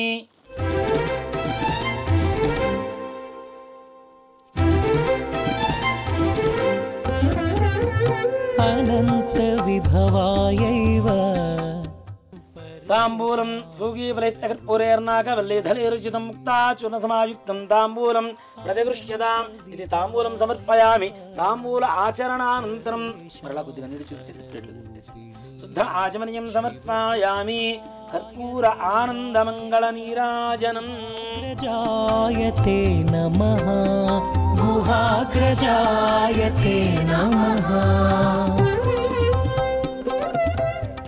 ఓం హిరణ్యపాత్రం మధో పూర్ణం దధాతి మధవ్యో జానీతి ఏకదా బ్రహ్మణోపహరతి ఏకదైవ యజమాన ఆజస్తేజో దధాతి కర్పూర ఆనందమంగళ నీరాజనం దర్శయామి నీరాజనాంతరం శుద్ధ ఆచమనీయం సమర్పయామి నమస్కరోమి జై శ్రీమద్ రమణ గోవింద హరి జయ బోలో గజానన్ మహారాజు ఓం తత్పురుషాయ విద్మహే వక్రతుండాయ ధీమహి తన్నో దంతి ప్రచోదయాత్ శ్రీమన్ మహావరసిద్ధి వినాయక స్వామినే నమో నమః పాదారవిందయో దివ్య సువర్ణ మంత్ర పుష్పాంజలిం సమర్పయామి మరలా కొద్దిగా అక్షతలు వేయనమ్మ ఛత్రజామరాజ్ సర్వోపచార పూజార్థే అక్షతాన్ పరికల్పయామి అథ కథా ప్రారంభ అక్షతలు పూర్వకాలంలో గజాసురుడు అనేటువంటి ఒక రాక్షసుడు పరమేశ్వరుడి నుంచి ఘోరంగా తపస్సు చేశారట ఘోరమైనటువంటి తపస్సు చేశారు అంతటా పరమేశ్వరుడు ప్రత్యక్షమయ్యాడు ఆయన నీకు ఏం కావాలి వరం అని చెప్పి అడుగుతూ ఉంటే పరమేశ్వరుడు అంటేనే బోళాశంకరుడు ఎవరు కొద్దిగా తపస్సు చేసినా ఓ చెంబడి నీళ్లు నెత్తిన పోసినా హరహర మహాదేవ అంటే చాలు ఆయన కరుణిస్తూనే ఉంటారు కాబట్టి అంత ఘోర తపస్సు చేసినటువంటి గజాసురుడిని వరం కోరుకో అని చెప్పి అంటే గజాసురుడు స్వామి నేను నీ భక్తుడిని నువ్వు ఎప్పుడు కూడా నా ఉదరం ఉండేట్టుగా నాకు వరం ఇవ్వు అని చెప్పి ప్రార్థించారు అసలు పరమేశ్వరుడు భక్త సులభుడు కాబట్టి భక్తుడు కోరుకున్నటువంటి కోరికను తీర్చడం కోసం ఆయనకు ఉదరంలో ప్రవేశించారు అసలు పార్వతీదేవి పరమేశ్వరుడు జాడ తెలియట్లా ఎక్కడున్నాడు ఏంటి ఎలా ఎక్కడ ఉన్నాడు తెలియట్లేదు చిట్ట చివరికి గజాసురుడి గర్భంలో ఉన్నాడు పరమేశ్వరుడు అని చెప్పి తెలుసుకున్న పార్వతి విష్ణుమూర్తి దగ్గరికి వెళ్ళి ప్రార్థించింది పూర్వకాలంలో భస్మాసురుడి బారి నుంచి కూడా నా పతిని కాపాడవు నాకు రక్షించి నాకు వసిగావు కాబట్టి ఇప్పుడు కూడా ఆ గజాసుర గర్భంలో ఉండేటువంటి ఆ పరమేశ్వరుడు నాకు వసంగమండి అని చెప్పి ఆ విష్ణుమూర్తిని ప్రార్థించారు అంతటా ఈ విష్ణుమూర్తి బ్రహ్మాది దేవతలందరినీ కూడా పిలిపించి వాళ్ళందరికీ తలకు ఒక వాయిద్యాన్ని ఇచ్చారు ఒకరికి ఏమో డోలు ఒకరికి సన్నాయి ఈ విధంగా ఇచ్చుకుంటూ ఈ విష్ణుమూర్తి మాత్రం సన్నాయి రూపంలో అందరూ మారిపోయి ఈయన కూడా చక్కటి చిరుగంటలు కట్టినటువంటి సన్నాయి చేతి పట్టుకొని ఆ నగరంలో ఈ గజాసురుడు ఉండేటువంటి రాజ్యంలో వాయిస్తూ ఉన్నారట ఇది ఆ నోట ఈ నోట విన్నటువంటి గజాసురుడు తన ముందు ఆడిద్దాం గంగిరెద్దుని అంటే నందీశ్వరుణ్ణే గంగిరెద్దుగా తయారు చేసి వీళ్ళందరూ కూడా చక్కగా వాయిస్తూ ఉన్నారు వాయిద్యాలన్నీ కూడా ఇలాంటిది ఏదో బాగుంది మరి అందరూ మంచిగా చక్కగా ఉంది చాలా ఆనందకరంగా ఉందని చెప్తున్నారు కాబట్టి నేను కూడా ఆ యొక్క వాయిద్యాన్ని ఆ గంగిరెద్దుల మేళాన్ని చూద్దాము అనేటువంటి ఆలోచనతో ఆయన సభ ముందు ఏర్పాటు చేశారట ఈ గంగిరెద్దుల మేళాన్ని అంతా కూడా అంతటా విష్ణుమూర్తి సన్నాయి వాయించడం, అవును. బ్రహ్మాది దేవతలు వాయిద్యాలు వాయించడం అంటే సర్వసాధారణంగా ఉండదు కదా. సుస్వరంగా ఆనందంగా ఎంతో సంతోషకరంగా ఉన్నదిట. అది చూసినటువంటి గజాసురుడు మీకు ఏం కావాలి కోరుకున్నా ఇచ్చేస్తాను సంతోషంగా అని చెప్పేశాడు. ఆ సమయంలో విష్ణుమూర్తి ఇది శివుడి వాహనమైనటువంటి నంది ఆయన్ని కనుక్కోవడానికి వచ్చింది కాబట్టి ఆ శివుణ్ణి ఇవ్వండి అని చెప్పి అడిగారుట ఈ యొక్క విష్ణుమూర్తి. అంతటా గజాసురుడికి అర్థమైంది వచ్చిన ఆయన ఎవరో కాదు, సకల రాక్షస సంహారి అయినటువంటి విష్ణుమూర్తే, కాబట్టి నాకు ఇక మరణం తప్పదు అని చెప్పి ఆ విష్ణుమూర్తికి ప్రార్థించి శివుణ్ణి కూడా ఒక వరాన్ని కోరుకున్నారట.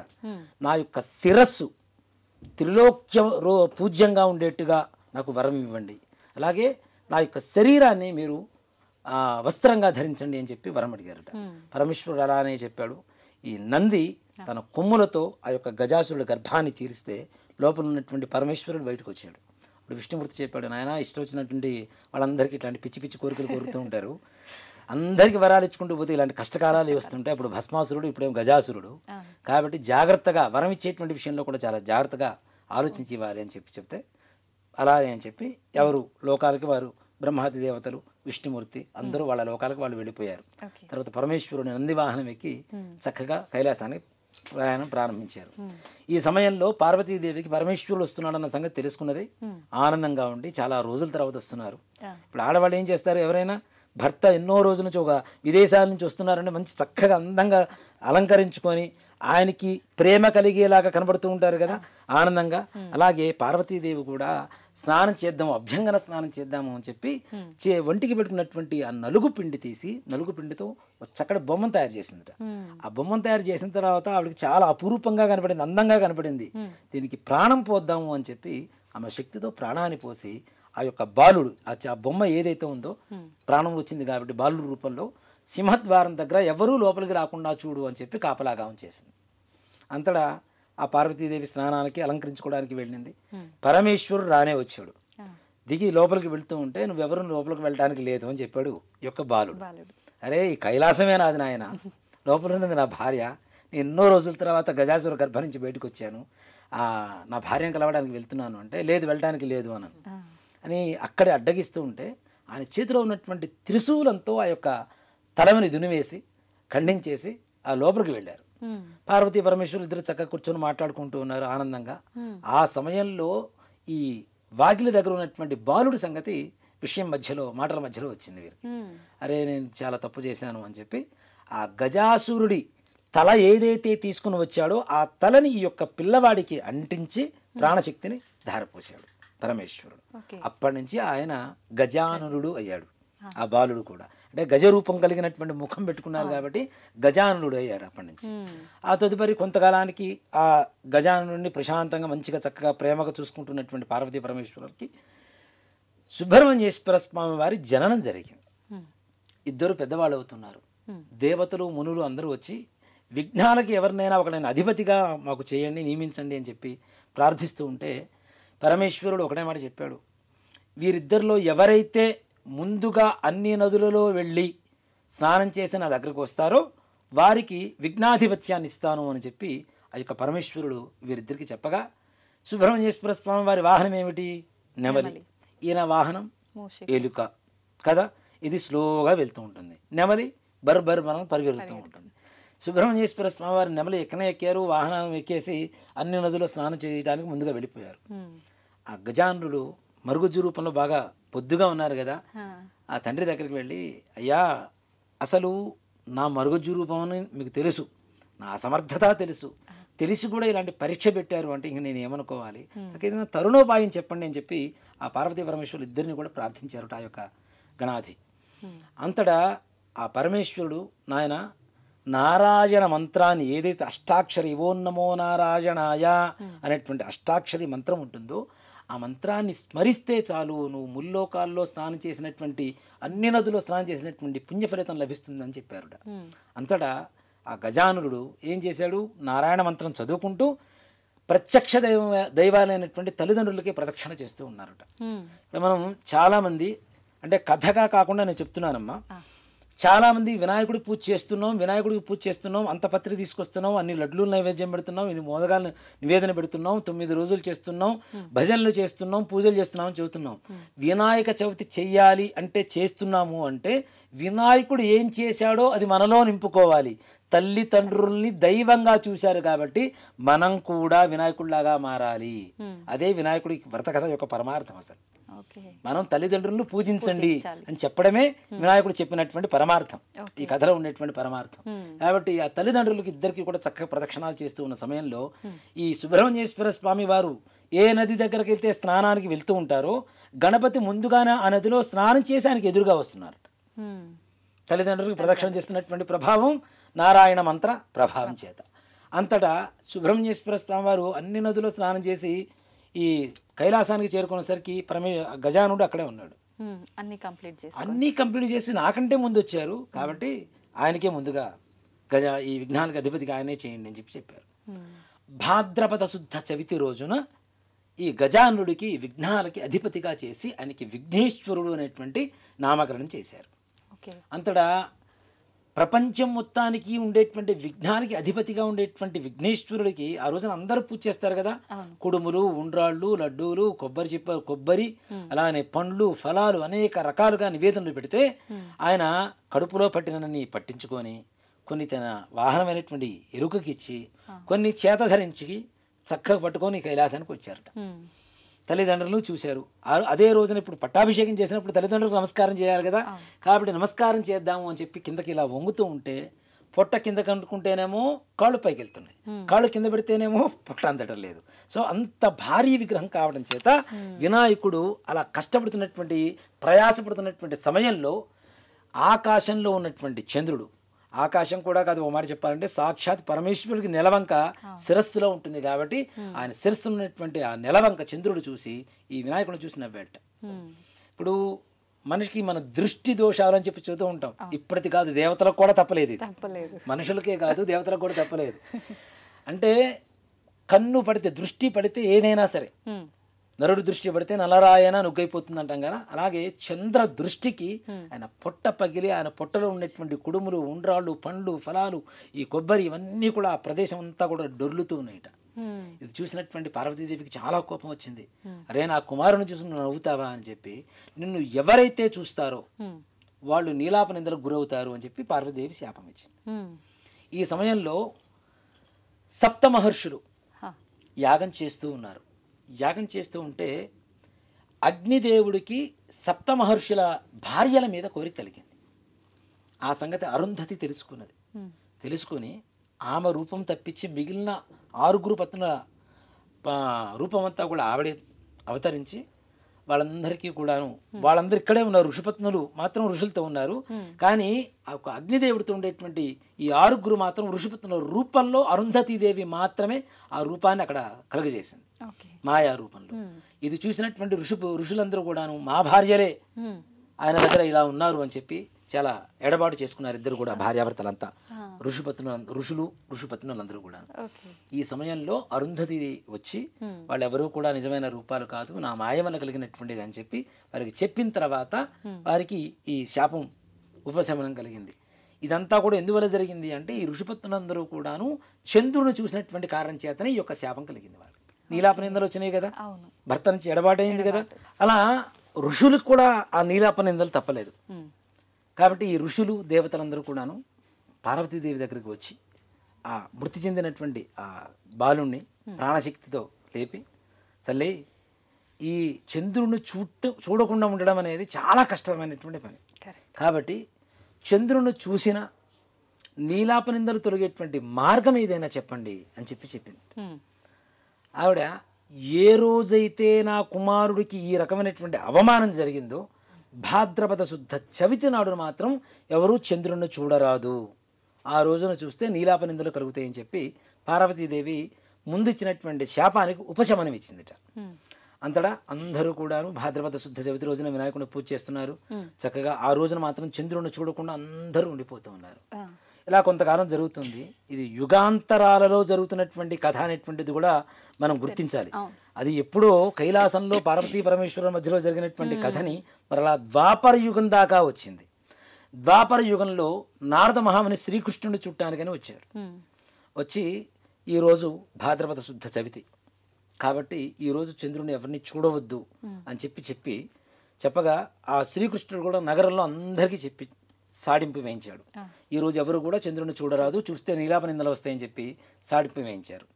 ఆ తదుపరి నారద మహాముని వెళ్ళిపోగా సత్రాజిత్తు అనేటువంటి ఒక ఆయన స్నేహితుడు కృష్ణుని చుట్టానికి వచ్చాడు.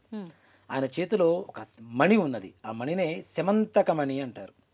ఈ శమంతకమణి నాకు సూర్య భగవానుడి అనుగ్రహం చేత నాకు కలిగింది అని చెప్పి శమంతకమణిని చూపించడానికి ఆ సత్రాజిత్తు శ్రీకృష్ణుడి దగ్గరికి వచ్చారట. వచ్చి చూపించి ఇది చాలా బాగుంది అంటే ఇది నాకు ఇవ్వు అని చెప్పి శ్రీకృష్ణుడు ఆ యొక్క సత్రాజిత్తుని అడిగాడు. ఎంత స్నేహితుడివైనా ఇది రోజుకి 8 బారువుల బంగారం పెడుతూ ఉంటుంది సూర్యుడు అనుగ్రహం చేత, కాబట్టి ఇలాంటి మణిని ఎవరన్నా ఇస్తారా, నేను ఇవ్వను కాక ఇవ్వను అని చెప్పి వెళ్ళిపోయారు. ఆ రోజు రాత్రి సమయం అయ్యేసరికి కృష్ణుడికి ఏంటి క్షీరప్రియుడు కదా, వెన్నపూస ఎంతసేపటికి పాలు ఉండాలి ఆయనకి, అవి ఉంటే చాలు అని చెప్పి పాలు పితుకుకుందాము గోవు దగ్గర అని చెప్పి వెళ్ళి పాలు పితుకుతూ ఆ గిన్నెలో భాండంలో చంద్రుని ప్రతిబింబం చూశారట. డైరెక్ట్గా చూసినా చూడకపోయినా పరోక్షంగా, ప్రత్యక్షంగా లేకపోయినా పరోక్షంగా చూశారు. అప్పుడు కృష్ణుడికి అర్థమైంది ఎలాంటి నీలాప నిందలు వస్తాయో అని చెప్పి. అలా కొన్ని రోజులకి ఈ సత్రాజిత్తు తమ్ముడు ప్రసేనుడు అనేటువంటి ఒక రాజు, యువరాజు ఆ యొక్క శమంతకమణిని చక్కగా ఒక ఆభరణలాగా ధరించి అడవికి వేటకి వెళ్ళిపోయాడు. ఈయన మెడలో ఉన్నటువంటి ఆ మణి చూడటానికి రక్తం మాంసాల ముద్దలాగా కనపడుతుందిట, ఎర్రగా. అది చూసినటువంటి ఒక సింహం ఏం చేసింది, ఈయన మీద దునిమి ఈయన మొత్తం సంహరించి అది పట్టుకొని ఆ మణిని పట్టుకొని వెళ్ళిపోతున్న సమయంలో భల్లూకం అంటే ఎలుగుబంటు అంటాం మనం కదా, జాంబవంతుడు అనేటువంటి ఒక భల్లూకం ఈ సింహం దగ్గర ఉన్నటువంటి మణిని చూసి సింహాన్ని సంహరించి ఆ యొక్క మణిని తీసుకొని వెళ్ళి చక్కగా తమ కుమార్తెకి ఆట వస్తువుగా ఇచ్చారట.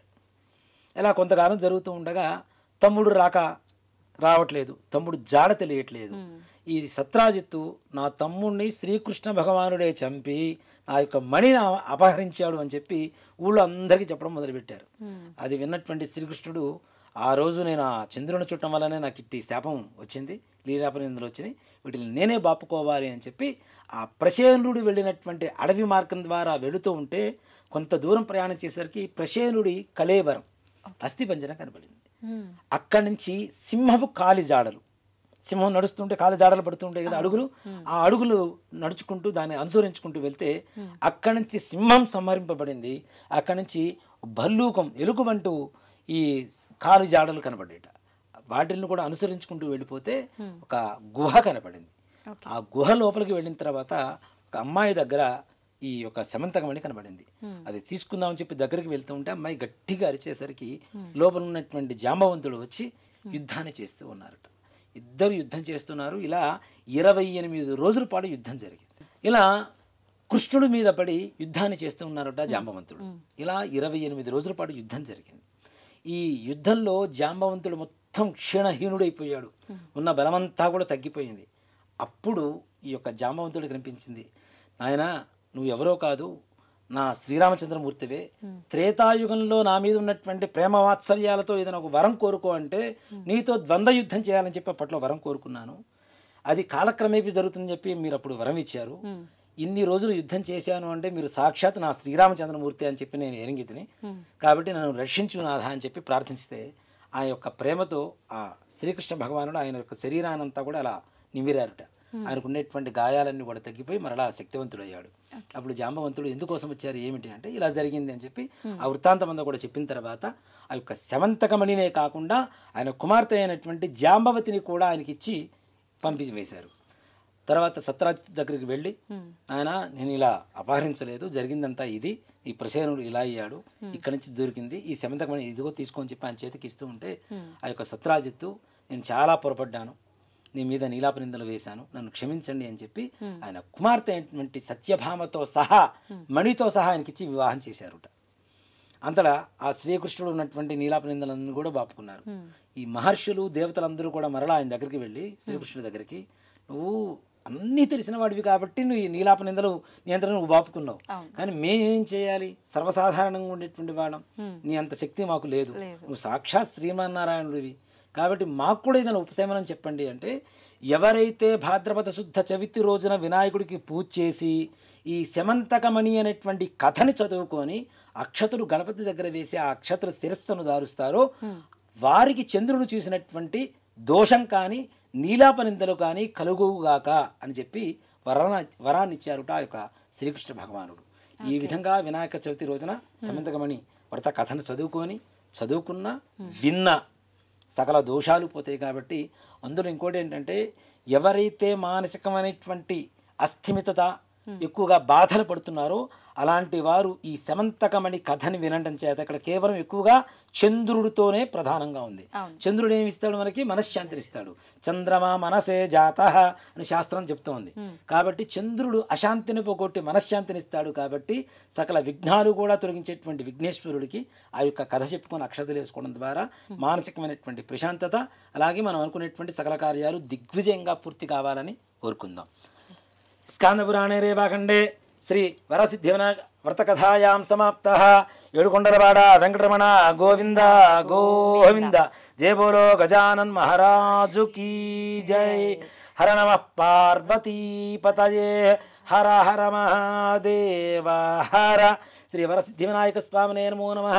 అందరూ అక్షతలు వేయండి. అక్కడ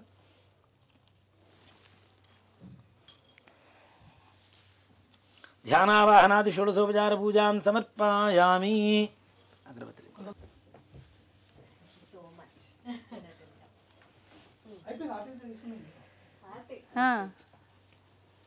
పైన వద్దు, పాదాల మీద ఆయన ఎత్తి చేయబెట్టకూడదు కదా. అయిపోయిందా శ్రీకాంత్? వనస్పత్యుర్హృదయేనానాగంధైస్మృతమాఘ్రేస్త్రవదేవానాం ధూపోయం ప్రదుష్యతాం. శ్రీ వరసిద్ధి వినాయక స్వామినే నమో నమః. ధూపమాఘ్రాపయామి. దీపారాధన నమస్కారం చేసుకోండమ్మా.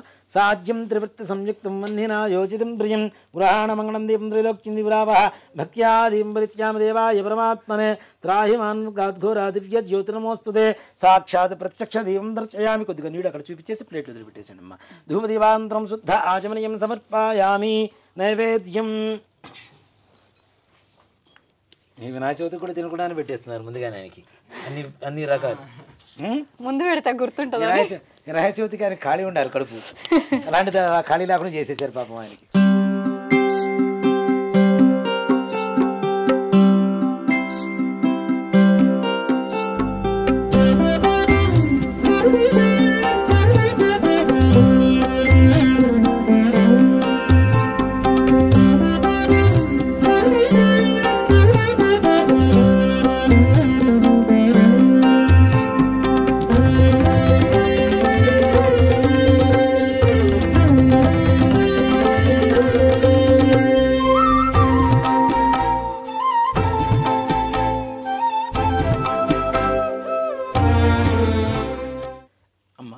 తీసుకొని ఈ నివేదన మీద చల్లండి.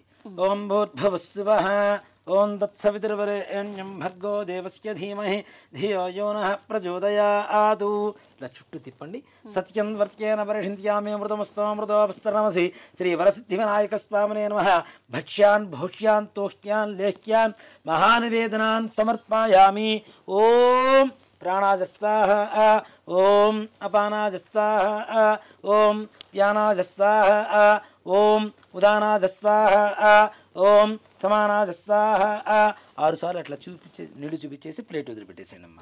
మధ్యే మధ్యే ఉదకమానిం సమర్పయామి. అమృతాభిధానమసి. ఉత్తరాభోజనం సమర్పయామి. హస్తో ప్రక్షాళయామి. పాదో ప్రక్షాళయామి. శుద్ధ ఆచమనీయం సమర్పయామి. తాంబూలం ఫూగీఫలైశ్చ కర్పూరైర్నాగవల్లి దళైర్యుతం ముక్తాచూర్ణ సమాయుక్తం తాంబూలం ప్రతిగృహ్యతాం. తాంబూలం సమర్పయామి. తాంబూల ఆచరణానంతరం శుద్ధ ఆచమనీయం సమర్పయామి. మరలా నీళ్ళు చూపించేసి ప్లేట్ వదిలిపెట్టేసేయండి. కర్పూర ఆనందమంగళ నీరాజనం.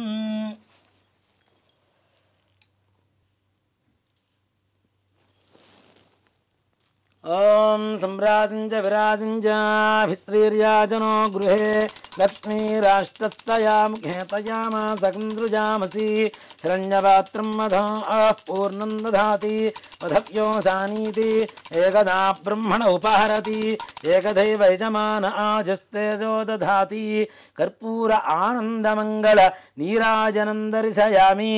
నీళ్లు అలా చూపించేసి ప్లేట్ వదిలిపెట్టేసేయండి.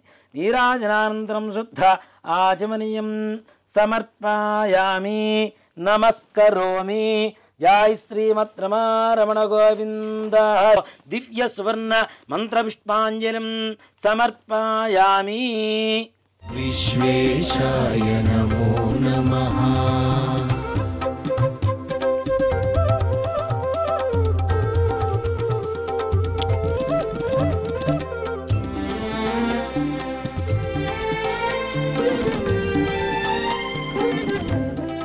యాని కాని చ పాపాని జన్మాంతరకృతాని చ తాని తాని ప్రణశ్యంతి ప్రదక్షిణం. ఇప్పుడు ప్రదక్షిణ చేయాలి నాన్న. యాని కాని చ పాపాని జన్మాంతరకృతాని చ తాని తాని ప్రణశ్యంతి ప్రదక్షిణం పదే పదే.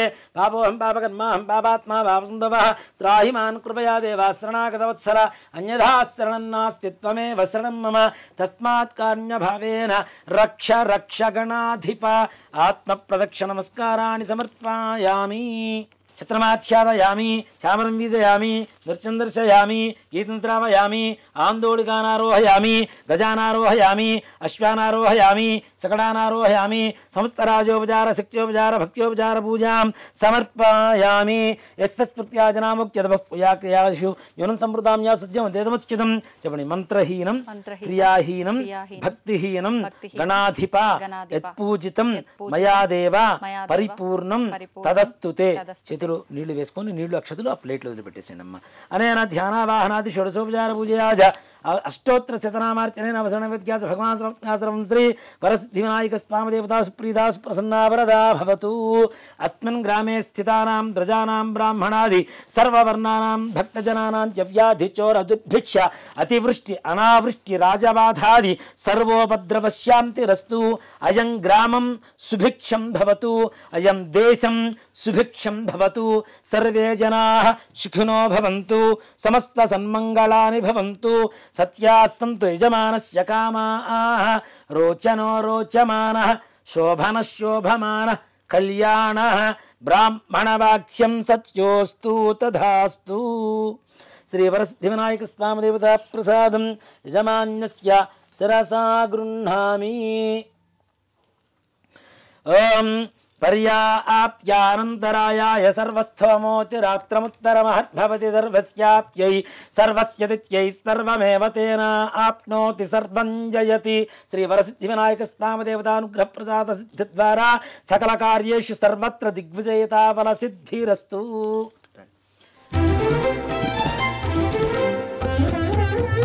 అనంత విభవాయైవ పరేషాం పరరూపిణి. అనంత విభవాయైవ పరేషాం పరరూపిణి. శివపుత్రాయ దేవాయ గుహాగ్రజాయ తే నమః. గుహాగ్రజాయ తే నమః. వినాయక స్వామి దేవత పరిపూర్ణ అనుగ్రహ ప్రసాద సిద్ధిరస్తు. అమ్మా సంపూర్ణమైంది పూజా కార్యక్రమం. ఓకే, థ్యాంక్ యూ గురుగారు. లాస్ట్లో ఒక చిన్న సందేహం. చెప్పండి. మనం కలశం అయితే పెట్టలేదు, చాలామంది కలశం పెడుతుంటారు, ఇంట్లో అయినా సరే కమ్యూనిటీలో చేసినా సరే, మరి పెట్టాలా వద్దా? అసలు గణపతికి ఎక్కడా కూడా కలశ పూజ లేదు, కలశ ఆవాహన అనేటువంటిది లేదు. ఓకే, ఏదైనా ఈ మంటపాలలో చేస్తూ ఉంటారు కదా, అలాంటి చోట కూడా అవసరం లేదనే శాస్త్రం. కానీ ఏంటి అంటే వాళ్ళకి ఎక్కువసేపు చేయించుకోవాలని ఒక తాపత్రయంతో ఈ నవగ్రహ మండపారాధన ఈ కలశం అనేది పెడుతున్నారు. కానీ అసలైతే శాస్త్ర ప్రకారం గణపతికి ఎక్కడా కలశ ఆవాహన చేసి పూజ చేయాలనేది ఏ శాస్త్రాల్లో కూడా, అంటే మనకి ఈ గణపతి నవరాత్రులలో భాద్రపద శుద్ధ చతుర్థి రోజు వచ్చేటువంటి వినాయక చవితి పూజలో మాత్రం ఎక్కడా లేదు. కాబట్టి కలశం పెట్టుకునేటువంటి వారి ఇష్టం, కానీ అసలైతే అక్కర్లేదనే చెప్తారు. ఓకే, ఇప్పుడు ఇది కదిలించడానికి వీలు లేదని మీరు మధ్యలో చెప్పారు కదా, మరి ఇప్పుడు పూజ సమాప్తమైంది, అయిపోయింది, ఇప్పుడు దాన్ని కదిలించుకోవచ్చు. ఓకే, అది కదిలిస్తే పూజ అయిపోయినట్టే లెక్క. ఓకే. అయితే నేను స్టార్టింగ్లో చెప్పాను ఇంట్రోలో, ఎన్ని రోజులు ఉంచాలి నవరాత్రులు అంటే? డేస్ లెక్క పెట్టాలా, నైట్లు లెక్క పెట్టాలా, ఎట్లా? ఓ మాట చెప్పాలి అంటే గణపతి నవరాత్రులు అనేటువంటిది మధ్యకాలంలో వచ్చినటువంటి విధానం. ఓకే. ఎక్కడ కూడా లేదు. ఆ. లాల్ బహదూర్ శాస్త్రి గారు ఢిల్లీలో ప్రారంభించారు ఈ గణపతి నవరాత్రులు. గణపతి నవరాత్రులు అనేటువంటిది ఎక్కడ కూడా సశాస్త్రమైనటువంటి ఇదైతే కాదు. గణపతి పూజ చేయమని చెప్పారు. 9 రాత్రులు ఉంటే గణపతి రాత్రులు అవుతాయి, నవరాత్రులు. కాబట్టి గణపతి నవరాత్రులు చేయడం అనేది ఒక ఆనవాయితీగా చేస్తున్నాం కాబట్టి దాంట్లో తప్పు లేదు. మన హిందూ ధర్మం ఇంకాస్త పునరుద్ధరణ జరుగుతుంది కాబట్టి నవరాత్రులు అంటే 9 రాత్రులు కావాలి. 10వ రోజు పొద్దున ఏదైతే ఉంటుందో ఆ రోజున ఉద్వాసన చెప్పాలి. అది కూడాను మంగళవారం శుక్రవారం కాకుండా ఉంటేనే, మంగళవారం శుక్రవారం అయితే 10 రాత్రులైనా పూజ చేసి 11వ రోజు పొద్దున తీయవచ్చు. ఇంట్లో పూజ చేసుకుంటాం. మరుసటి రోజు పొద్దునే శుక్రవారం కానీ మంగళవారం కానీ వచ్చింది, కానీ ఆ రోజున తీయకుండా 3వ రోజు తీసుకోవచ్చు. దాంట్లో ఏమాత్రం కూడా అభ్యంతరం లేదు. సంతోషం గురుగారు, చాలా చక్కగా జరిపించారు పూజ. అందరికీ అర్థమయ్యే రకంగా చక్కగా కథ కూడా వివరించారు, పూజా విధానం కూడా చక్కగా వివరించారు, చేశారు. ధన్యవాదాలు గురుగారు. శ్రీమాత్రే నమః. శ్రీ గురుభ్యో నమః. చూసారు కదండి పూజ అయితే ఏ రకంగా జరిగిందో. మీరందరూ కూడా ఎటువంటి సందేహం లేకుండా, నాకు తెలిసినంత వరకు నాకున్న సందేహాలు మీలో కొంతమంది కూడా ఉన్నాయని అనుకుంటున్నాను. ఆ సందేహాలు కొంతవరకు నివృత్తి అయ్యాయని అనుకుంటున్నాను. మీరందరూ చక్కగా ఈ వీడియో ఆన్ చేసి పెట్టుకొని ఎవరికి వాళ్ళు పూజ చేసుకోవచ్చు. అందరికీ మరొకసారి వినాయక చవితి శుభాకాంక్షలు.